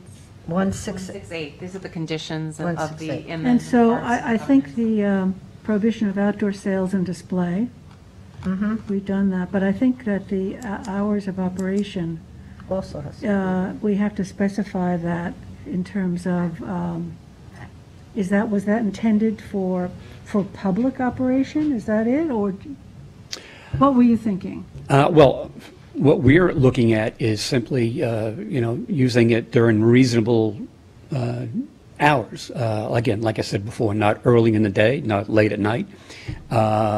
But, you know, we're a volunteer organization, so we are not planning on having set hours, 8 to 5. Yeah. So, you know, we'll get one person here, 3 people the next day for an hour, 2 hours, 3 hours, however that works, but it's going to be sporadic. And we cannot set up a schedule where we are going to be open from, say, 9 o'clock to Well, 1 that's o'clock different, but on days. Open to the public Well, is different from. open for us. For you. Well, open, Yeah. from your question, I would say that open would be open, period, whether it's us privately working there or open to the public. I think we're looking at opening to the public for maybe 1 or 2 hours a month, or by appointment only. Well, but- that I'd like to see. Yeah. In terms of public by appointment only. No more than, Yeah, I think She the had- board I think can, she the had board that can in the dictate those. Yeah. appointment Based on this for public, interpretation yeah. from the Yeah. building inspector. Yeah. I think you can dictate those as a condition of Yeah. approval. okay. The So only let's, thing is, like washing a truck, you wouldn't wash it inside, would you? Well, we don't- Well, if you look- That's an issue with environmental stuff, Yeah. if they wash it outside, so that's. If they did it just with water without any soap or anything. The whole, you see, this is the problem with this, okay? And this is the problem I'm having with this, is that what we're trying to do is to take storage and find enough terminology to turn a storage garage into a museum. So what the community, or what we were concerned about, because it's a small plot of land, which is very difficult to maneuver, which is difficult on a good day to maneuver around there, is to minimize the actions to fit what was really the intention, which was to have a garage, a second location for them to be able to store all these trucks. If that's what the intent is, then we're looking to make sure the easement reflects that. The fantasy or the fiction of it being a museum is what's going to allow it there, and the fiction of opening it for, upon request. So that's the fiction part of it. But I think that the board was and the gentleman was very clear that they're not looking to do wash trucks, repair trucks, do anything They don't need outside. to do it. They just They don't want to do it. take it and put it in there and store it, take it out and take it to the parade, bring it back and store it. So I'd like it to Yeah, reflect what it was meant I to think do. you're correct for the most part. But we do have to maintain the vehicles. You know, we just can't, leave them there, take them out, show them, bring them to a funeral, parade, a muster, or whatever. They will need some basic maintenance on occasion, and we're not looking to, and we got into this discussion deeper several times ago. We're not looking to, swap out engines and things of this nature, the heavy equipment. We're not looking, again, to make noise here to generate anything, but by the same token, they will need various minor repairs and things of this nature, so. but you'll do that inside. Everything will be done inside, yeah. Yeah, that's what we're Okay. saying. Yeah. So So no I think we repairs need, outdoors. I'm going to say that. yeah. Right. Right, and then I think we need hours of operation for them, and then Hours to display museum to the public. visitation by appointment only. Correct. So add two things. So museum. Do we need So to? your hours of operation would be 4 to 8 hours a week, or max of 8 hours a week? Is that what you're saying? Well, I don't want to lock it into a time frame, because we just don't know. This is, this I is think new. the hours of operation were more geared, if I'm correct, I'm sorry, Madam Chair, but I think the hours of operation were more geared to the question of what the public was going to use than it was geared to when he's going to go there. Yeah. So I think that if we just put in there that the museum will be open to the public by appointment only, I don't think we have to restrict when he's going to key the door to bring No. the truck in. We won't So do I that. don't, Exhibits open between by appointment No. only between the hours of blank and. no, I No, don't I think, wouldn't I would even do even do that. that, or just say by appointment By only. appointment Yeah. only. Just by appointment only? Yeah, I don't want to go back That's to it. change of an easement. It's the Thank you. more that you put into an easement, the more unworkable it becomes. I'm sorry if I'm overstepping my bounds by saying that. No, I mean, there's no easement. Right, There's CNR. covenant, CNR, But right. yeah. Yeah, the more restrictive you make it, the more we're going to see it back at Yeah, some okay. point. Yep. So I would just, I think the hours of operation that they were inferring here was not what time he's coming to bring a truck back. It was as to when the museum would be available, and I think that would be fine to just say upon appointment. Yeah, based upon this interpretation. Yeah. Yes. Do we need to add how they can make that appointment? Because that was in the building inspector's report, that they have to have either signs or something from their website. Is that necessary in this point? You can condition that if you think that that's, sure. We've spoken about it, putting it on a website and also putting a small sign there. Call such and such a number for an appointment. Yeah. Okay, a sign or website. And I just have one question about closing up the curb cut on Scuttle Hole Road, replaced with grass. You have a gate there now, right? There's a gate. No, it's just Nothing? a fence that blocks it off in the wintertime, in the off-season. It's been there now for 2 years. We were just talking about removing the fence and breaking up some of the, I'm not even sure if it's asphalt in that location. is. It is asphalt. And just planting grass and having some sort of barrier where you just cannot come in that direction anymore. I think we need to indicate the barrier. A type of barrier or just a Yeah, barrier? yeah, because if it's just I grass. mean, it could be people a are gonna split rail drive it. fence. Split rail fence, right? And a split rail fence is a barrier? Placed with grass and split rail fence. Do you still, maybe I misunderstood what you said. You think that your board still would like to look at these Well, we conditions before? we have to see the final product here, and Okay, so that means that we wouldn't be We're taking not action gonna on this approve today. this. You would be completing this with the conditions. He would take it back to his board. no, I don't know. I think we need to see your final product. That's what I just, Yeah. yeah, that was what I was inferring. I think he wants an approval. Am I speaking correctly? I would say conditional approval. No, we're not going to go down this road.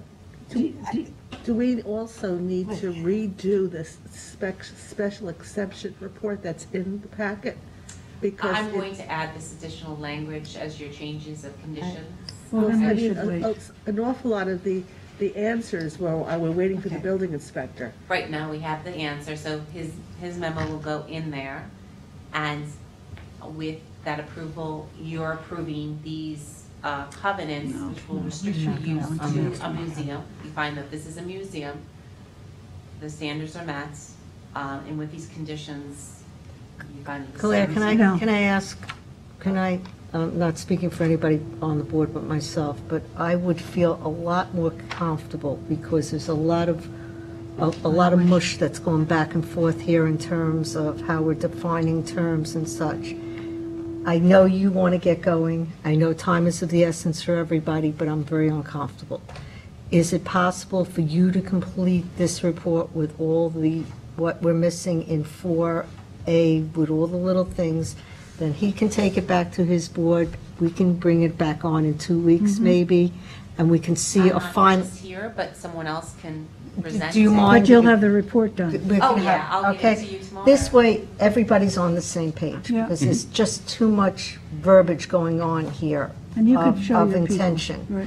You can show it to your board, we'll have an opportunity to review it. Yes. I would feel more comfortable if it came back on in 2 weeks as a completed document. Okay. Yep. Is that okay? Fair. Well, it's up to him. He has No, to no, grant is that an okay? extension. Okay. Okay. Is that okay?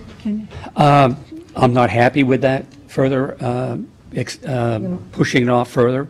I am really hoping that you could approve this, I can't approve what I can't read. then we're going to Well, have to put it I off. can read it to you. No, Claire. Then we're going to have to put it I on. agree. Request Claire to read what she thinks can be put in it, and then we can decide if we'll vote on it. I made notes.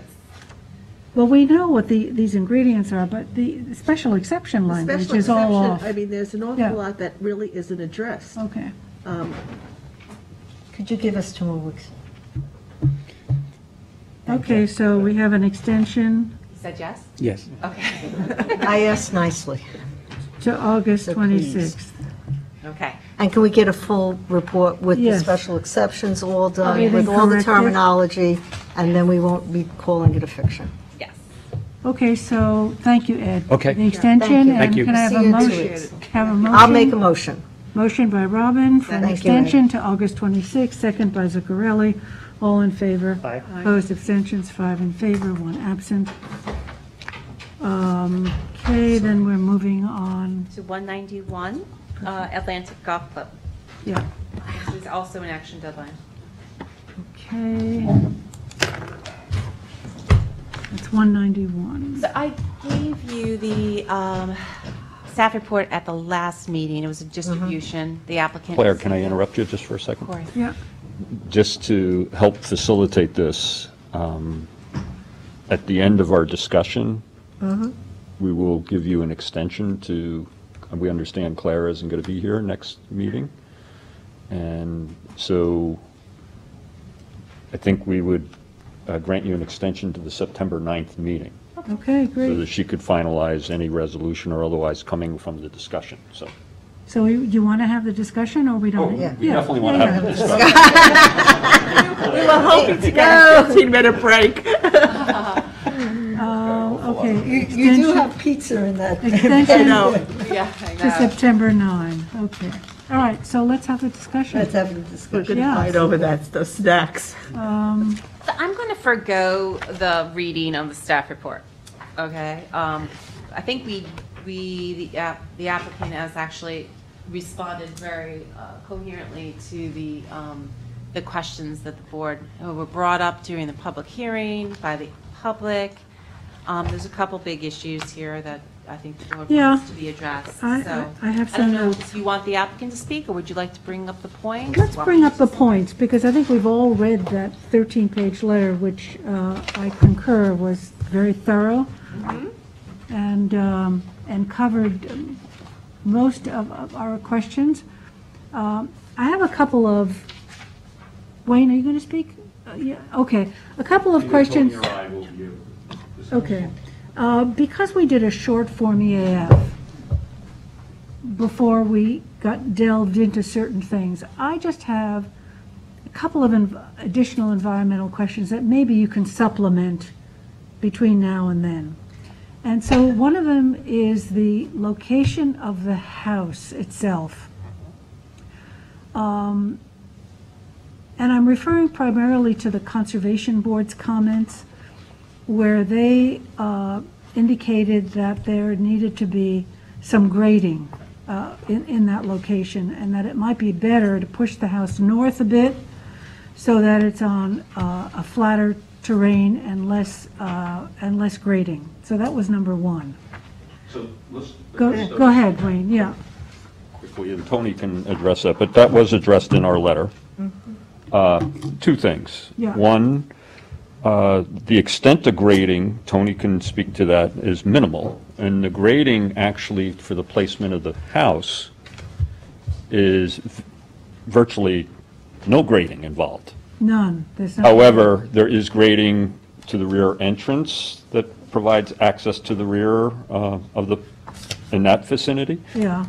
Most of the grading, though, is related to the parking area that is to the north of the house. And that is, and originally, there was more grading taking place because we were grading also for a sort of that other alternative access coming out that the staff has suggested we shouldn't provide. Also related to the future land bank parking. So all of that. But even with all that grading, it's only about a foot or two. And most of it is related to that, so you can get a level parking area pitched towards the drainage. So with the land banking, with the elimination of the road, there's less grading taking place. But nonetheless, all that grading is taking place outside of the 200 feet jurisdiction of the wetland Wetlands, jurisdiction. yeah. They also suggested that we relocate the building further north. Yeah. And one of the main objectors to the project is the house immediately to the north. And so we're trying to maintain a balancing here.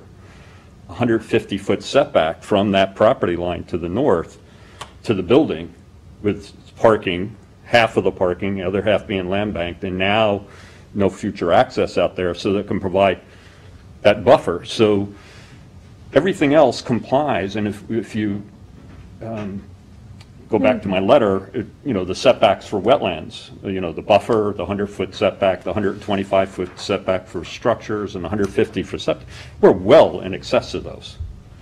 So Yeah. we're complying, so I don't see the connection to the grading issue or the relocation, but we leave the balancing. We're fine, but we believe, and we try to respect, and based on the pre-application, the balancing of respecting our neighbor to the north and providing some setback, but also trying to meet all the wetland setbacks.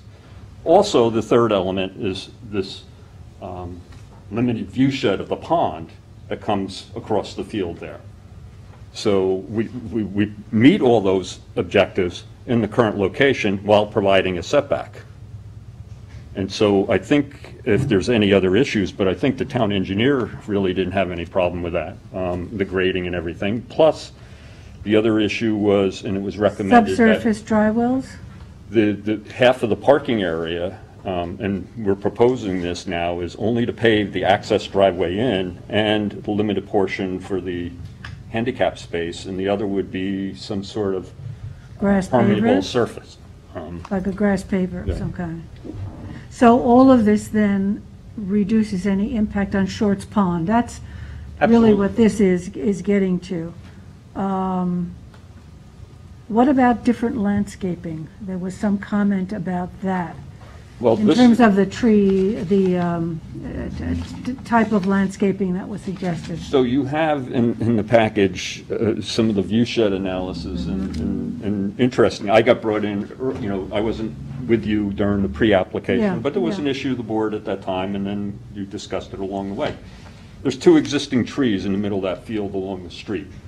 One is a red cedar, native red cedar, pretty large, and the other is a Do you have that? Russian olive. Do you have this picture, the exhibit Yes. C? Is that tree group A and tree group B? There you go, right there. Yeah. So, Is that- you can see the evergreen, that's the red cedar, and the other is a Russian olive, which is an invasive, So the original proposal, and you can see part of the view shed, you don't see the pond at this point. And as you get closer to those trees, it's about the location of those trees where you start to get a view of the pond. So the original proposal that was discussed with the board was to provide similar screening than all the properties to the north, which were the green giants that are along the entire Shorts Pond subdivision as well as the house to the north. And that's what our original landscape proposal was, to be consistent with that, because the board said, hey, it would be great, provide the screening. This issue of view shed and the like came up, and we were going to have Tim Rumpf revise the whole thing, because the Conservation Board also recommended using native species, the green giants not being native. So, but before we did that, we realized there may be an issue that the board may want to forego the screening aspect of this, or come up with a different screening. And so my response to you was sort of leaving options, and that is part of the discussion today, is you sort of give us direction as to what kind of landscaping, and we can then provide you with a plan that will show that. So the first thing with those two trees, the proposal that was submitted actually had those being removed and then replaced with a variety of landscaping. Okay, I spoke with Marty today Mhm. about those trees, and Marty does not want them removed at all. The understory, maybe, The two? Just the two trees? the understory, no, that the clump of trees that you show that are existing. Sorry, Tony Panza, Rogers McCagg, architect Yeah. We're for. talking about two different groups. Yeah. So see Group A and B, that's two different, they're down by the pond. Mhm. I'm talking about these two trees on the street. Marty is talking about Group B, so I was with Marty. Group B, right, Yeah. yes. It's helpful, Claire, if you just cycle through. The idea is that someone is walking down Scuttle Hole Road towards the south, and you start to see there's tree Group B. You're starting now, you see that red line on the right? That's the front corner of the building. So when you start to get an appearance of the pond, the building is already back. And you scroll through, and tree Group B, again, that's way down in the wetland. We're not suggesting to do anything there. That was why Marty was there. It was the discussion of, everyone is concerned about the view corridor. We're not going to touch that. We just wanted Marty to know about it so that if Marty was asked, he could have the answer. We're not suggesting we affect that. We're just pointing out that the view of the pond, not of that tree Group B, our building is over to the right. And we understand that Marty doesn't want to go down there. And the Atlantic Golf Club in the past 30 years has not gone down in there. They want to leave it as it is.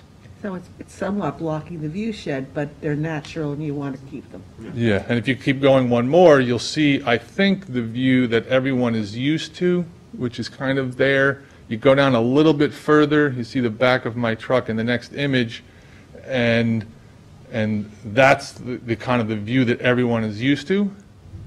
And the buildings are all the way to the right, they're nowhere in the image. And so the next slide in there is down at the bottom. It's a little bit difficult on this screen, but each of those red arrows is 1, 2, 3, 4, 5, 6. You see the building, and then you see the angles in red of the view corridor. You see a group of trees A and B, which are next to the water. And what Wayne was getting at in the next image, we overlaid the D? I think go past, that's just the blank page that labels it as D. No, then it was before. This before? It was before. We laid that over onto the. Oh, we did, it's the first thing. Onto the landscaping plan that you had previously have seen. This. That one there. So you can see from that landscaping plan, that's the exact view corridor, same thing laid over. Mm-hmm. And everything in green is what we're suggesting we would modify it to. Now, and it would be, so we would take out what you see, which is in this view shed, and we would replant it with this line. You would see less of the building, but that view shed would be there. The only thing is we don't have anything to do with what happens within 100 feet of the water, because we know that Marty doesn't want us to touch that. So you want to take out the cedar and the Russian olive? No, the cedar is actually right there on the edge. We would leave the cedar. The Russian olive, I think Marty would want us to take that out. Yeah, it is invasive. Yeah, even though it's outside of the 200-foot setback, but we don't mind, changing it. Marty had the suggestion of the street trees and of native plantings, and that's perfectly fine. So there's no fertilization or pesticide being used here, right? No. That was another thing in Marty's report. It's an existing field now. The Right, so it club would be has mowed. left the field, and Marty would prefer that, he actually said he would like it left as a field, but mow it once a year. But mow it, Yeah, exactly. to keep from Any erosion succession control, plants. Tony, at all? No, the field doesn't have any, with the fescue in there, there's no. There's no need for it?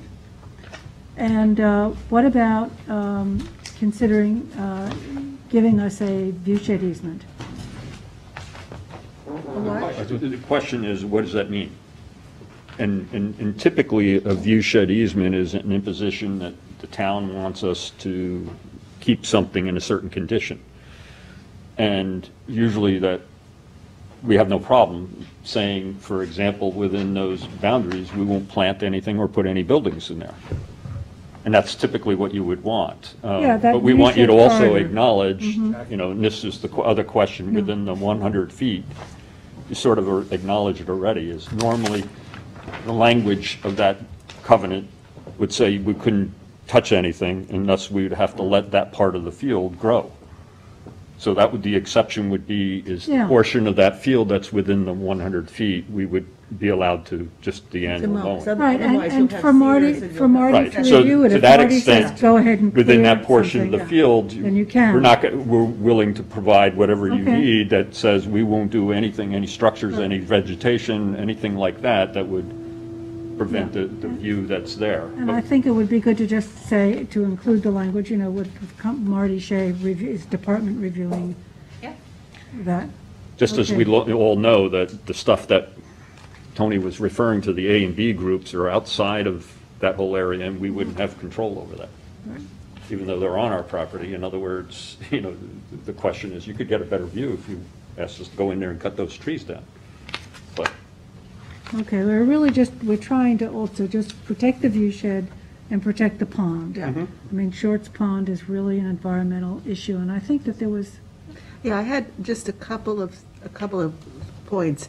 I know you mentioned that there would be an IA system for the building. And I wondered if there was anything extra that had to be looked at in terms of the fact that it may be draining towards Shorts Pond. Technically, I have no idea whether, because I know the health department will review what it is. Is there any other additional things that have to be looked at? no. In fact, from a wetland standpoint, our IA system is 210 feet from the wetlands, which is outside the town's wetland jurisdiction, with a presumption it's protective of the wetlands. The other thing is it's not mandated. We're not in any high priority area to do an IA system. We volunteered to do that, and the health department has reviewed everything, reviewed the entire design. They're ready to approve it, I understand. subject to just your issuance of your permit. right, it's just that it's an environmental You area. have to put in Right. an IA. But we had volunteered to I do know, that before that yes, came yeah, along, so I we're realize ahead of the that. game. Yes. And closed geothermal? Yeah, closed loop, Yeah, okay. yes. That's in our letter, as well as Yeah, the solar I was panels. just double checking. Those are my Yes, two yes. notes. Okay, and I just want to put it on the record that I had made the proposal that instead of the one house, that you divided into two houses, 2 8-bedroom houses with parking in the middle that could be easily buffered. It makes sort of like a mini campus. But I gather that that's an expensive, go ahead, Tony. I think you know that, what I have said about it. If I could hand this out. Thank you.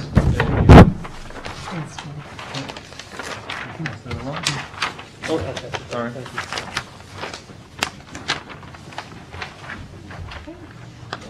So just when we were doing the pre-submission, I think we ran through a couple of different thoughts and suggestions, and one of them was what would happen if we did separate it.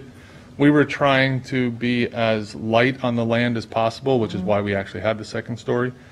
So this drawing here shows an example of if we were to take the top off and move it over and put it, get right up to the 45-foot side yard setback, which we'd rather not do, and put parking spaces in the middle, and we're only showing 8, which isn't enough, what would happen with the other half of the building, and it would be substantially into the wetland setback.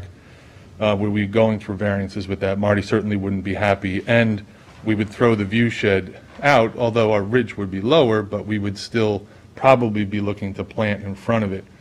So it was one of the things, I hope it's not lost on the board that projects certainly that I work on, that Wayne works on, and at Atlantic, we try to think of all these things before we're coming. We're trying to be as sensitive to neighbors and environment as much as possible. So we did go through the iterations of smaller buildings, and we talked about turning it and doing this.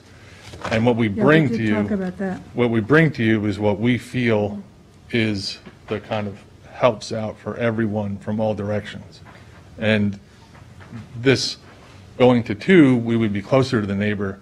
We would certainly have a lot of issues with Marty, not just with, I shouldn't say with Marty, with conservation. So. I would just say that you could have done 2 small 2-story buildings, and then you wouldn't have all the setback issues that you you're showing here. And I understand the cost involved, I'm not disputing that. You'd still have a diminished setback to the north, and you would still, I mean, even this drawing, it was critical of Tony that he didn't provide for the future parking. You know, you would need 16 spaces in between, so. So what are we looking at, 8 spaces and 8 land banked? Is that it? Correct. But not on this one. This only shows 8. Oh, the original? Yeah, the original site Yeah, plan. Yeah. right. Well, I think we talked about way back, turning these buildings so that you had the narrow part of the building facing the road. And we looked at that. We came across front yard setback issues and also not wanting to interrupt the planting, the woodland that's behind it. Right. Although when I spoke to Marty, he said you could go into the woodland some. Well, that's where the swale is, and that's where you start getting more Grading. issues. Yeah. You can see the swale right there. Yeah. Okay, well, I think those are my environmental issues. If you assured us that I have a couple questions. that review Sure. was, Craig, please. This may seem rudimentary, but I imagine there's going to be some kind of containment fencing during the construction phase to protect surrounding properties and the wetlands. Absolutely. The normal SWIP, silt fencing and so on. Actually, I think the one plan Tony showed actually shows that area of disturbance.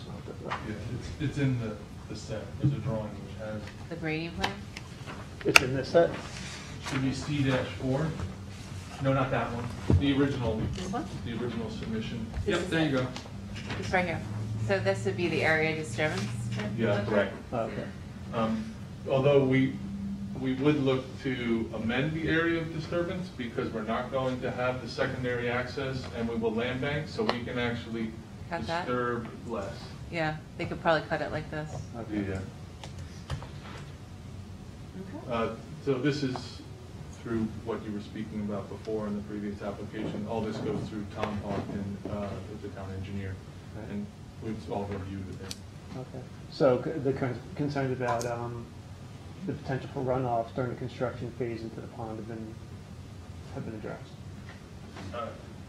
Yeah, I would say separate from this project, with any project that we file through the town engineer, there are weekly inspections associated with the SWIP.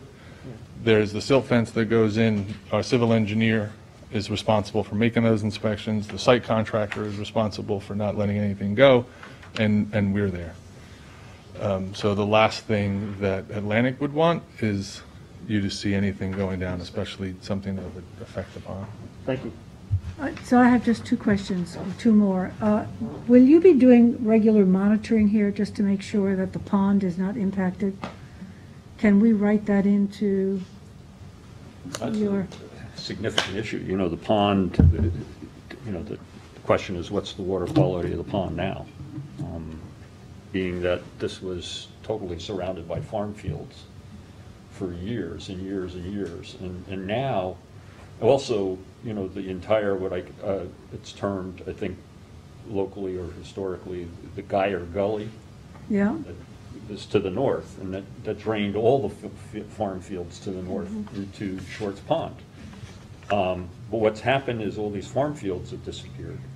You have everybody, you know, no open farm fields, so there's actually less water getting to Shorts Pond. Yeah. Which is why it's Well, I think Tony And the water discussed level that is with us. reduced, which goes Yeah. to the trail issue. I'm hoping you want to talk about the trail issue. That was the last thing. And thus, there's less water in it, and who knows what the quality of that water is now. Okay, it comes out of, again, conservation. You saw the report where it says the Atlantic Golf Club needs to come forward with a larger plan for preservation of wetlands and natural vegetation of the property, with covenants and easements, favored as the best tools for achieving these ends. Do you have such a plan? Well, that was approved part of the plan. If you recall, there was already covenants and everything around each of the wetlands on the property. And if you recall, a couple of years ago, we were before this board to modify around the driving range and the practice facility, because there was one small area, one small kettle that actually was no longer wet. You relocate, yeah. And we Where's the- relocated and did a number of things, and that was all modification of the original covenants and restrictions that this board imposed in 1991 when the golf course was approved. So do you there's think- buffers already around. So do you think that we should incorporate that, in some of that language into this approval, since it's all one package? Well, it's already there. There's already covenants around Shorts Pond, so what's being looked at normally is Marty just going to see if wetland lines have changed, thus changing setback lines. All these setbacks are based on current wetland delineation. So the 100-foot setback, I think it's already covered, but to that extent, we could add, if we need further, we can determine whether there's areas that aren't covered, and we can add that. I think we should.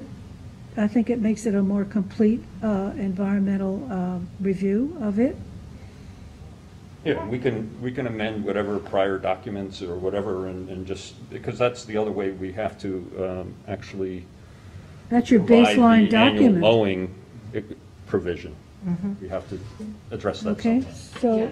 so we'll include that. Yep, we could definitely do that. We'll have the existing lines shown, and if they need to be supplemented, we could definitely have. Okay. Now the trail. Yes. I So think you- there's been some compromise from the Trails Advisory in terms of, this is a little bit of a messy visual, but this is the existing easement. See, it ends here. Yep. And this is obviously, as he mentions, as Wayne mentions, the pond has reduced in scope, so there is land now that would be on the golf course land that they could further have an easement for the trail so that it could come and meet Scuttle Hole. And I'm a little rusty, but it's someplace around here that they're now proposing. Is that true? This was from Dave Wilcox, can I hand that out? Yeah, definitely. 2 pages. So two things. As Claire was just mentioning, back in 1991, the planning board approved and Atlantic offered this trail, which ended on the north side of Shorts Pond, because the planning board acknowledged the wetlands and the waters of the pond wouldn't allow the trail. Sorry. I was going to say, so the planning board recognized at that time that the trail wasn't going to be allowed to continue, particularly the private property owned by Shorts Pond Associates. Apparently, based on aerial photographs, and the Trails Advisory Board believes that they can now physically walk over a drier section of land that is outside of the Shorts Pond Associates. Originally, they provided in a report to you that they had 2 different locations that they had walked with a GPS. And one of those happened to meander onto the property of Shorts Pond Associates, and the objectors, the Shorts Pond Associates actually said they never gave permission for that trail, and we acknowledge that. We're not offering anything, and the planning board is asking, because there's really no nexus for granting the trail, but Atlantic has offered for a trail extension to allow it go from the existing trail out to Montauk, out to Scuttle Hole Road. So the first thing is the second report that came from the advisory board has the plan that Claire puts up on the screen, which was asking for it to go into 2 different directions. One was to the north and come out to the north along the northerly property line in between our parking lot. And they actually wanted us to build a parking lot for the public. So we made it clear that that's not going to be offered. If they want the trail there, we're willing to put a trail and allow it to go out to Scuttle Hole Road at that location, but no parking lot. As far as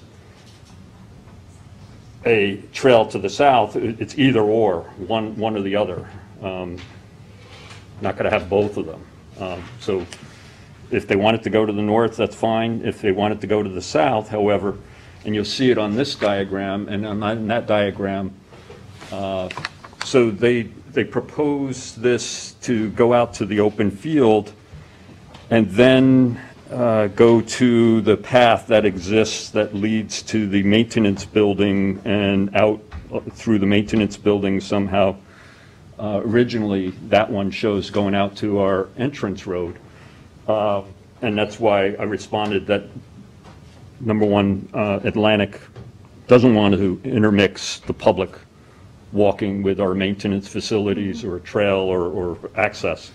So we're not willing to offer that. What is shown on this plan, again, is, I guess, from Dave Wilcox recently. There was a further discussion with Dave Wilcox, who advises the Trails Advisory Board. And this continues to show this yellow line that goes down past the maintenance building. And again, Atlantic is not offering that. However, what you see in pink. Should we be looking at? The one in your right hand is, if I can just point to it, since it's this here. Yes. This is the existing, and it finishes. Oh, thank you. Right there. This is what Dave, it's got Dave's name on it. It's I what know, Dave sent over. yeah, no, actually, yeah. We're really just talking I needed about- it to be scotch taped. We're talking about from the red arrow down. Got it, thank you. That's where the extension would be from. Okay. And this is not acceptable to, Not where he has it in yellow, but where you see where, just below where A is, and Yes. there's a pink line. Tony has added that. Atlantic is willing to offer that. okay. So it'll come right out on Scuttle Hole. Come right out at Yeah. Scuttle. That's fine. Yeah, that's right. That's good. Yeah. As a former Trails Advisory Board member, I think that's fine.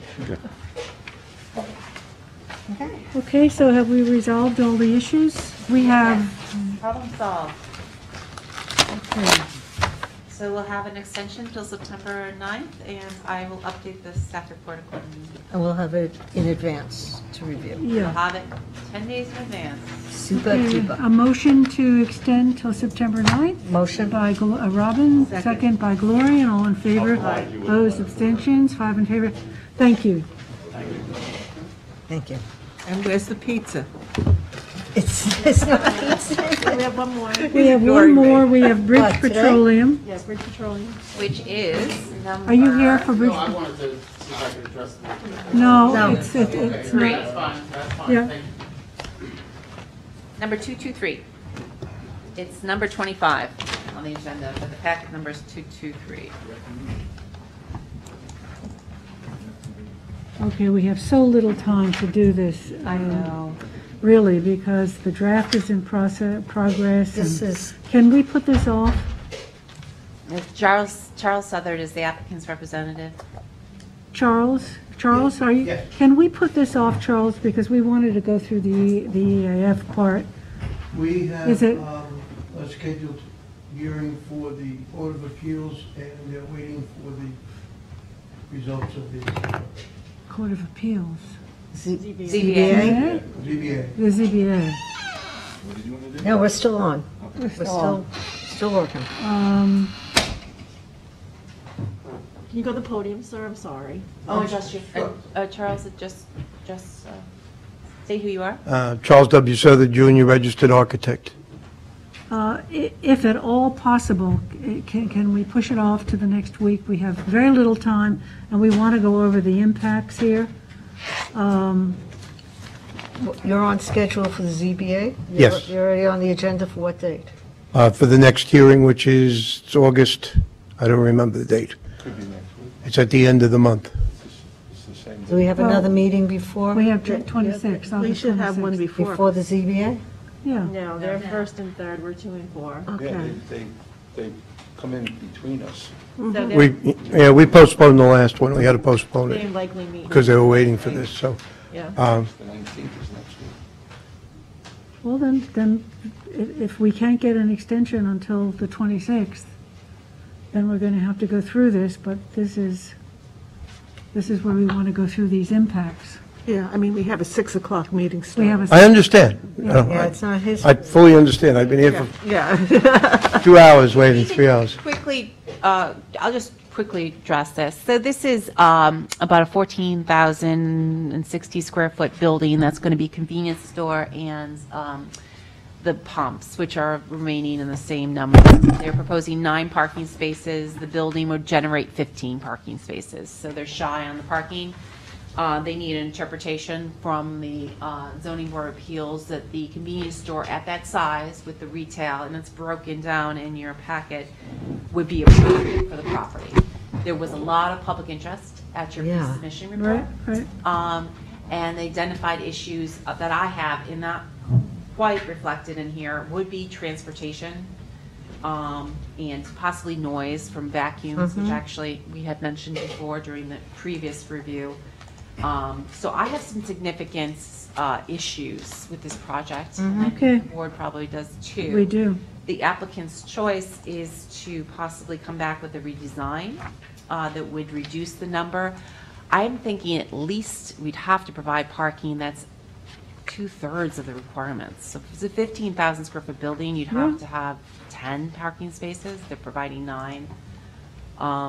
That would be one way to go. So maybe reduce it to 14, 13, reduce the square footage of the retail down to 900.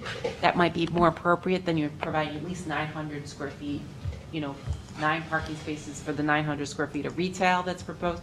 So there's something that you can hang your hat on. That would be appropriate. Design of the building itself is pretty good. There's been some comments. I think you received it. I got a letter today. I'm not quite sure if you saw it, from the neighbor immediately to the east. They're concerned with the expansion of non-conforming use on the property. So what can we do here? We have to, Is there any possibility, Charles, of some? Well, I have to, if that's, Yeah. if that's it, that's it, Yeah, to come back with a reduced size that might be more appropriate, maybe go through it. Well, I've already reduced the size. The size has been reduced. That was reduced from your pre-submission, but at Correct. the time, the planning Still, board really still had the issues. It's so, still really large. Yep. so shall we put it back on for September 9th? I have a memo, Charles, I'm not quite sure if you received it yet. The planning board had generated about square footages and sizes. Yes. I'll give that to you. If you possibly can kind of meet some of those requirements of variances that were issued prior in similar situations, that might be someplace for you to, start with the Yeah. square footage. Otherwise, I think the planning board's leaning towards a significant environmental issues in this Right. project. I'll come back, whatever. Okay, so I'm not here on August 26th. September 9th? September 9th is the next date available for the planning. September 9th. And is this the same Bridge Petroleum and Yes, that you have. for the propane exchange case? Yes, It's the exactly. same? And that's where the noise issue came up, if you remember. And then we had fixed the Right. fence in that process for the existing structures. So we'll put it off, Charles, until Okay. you submit something on September 9th.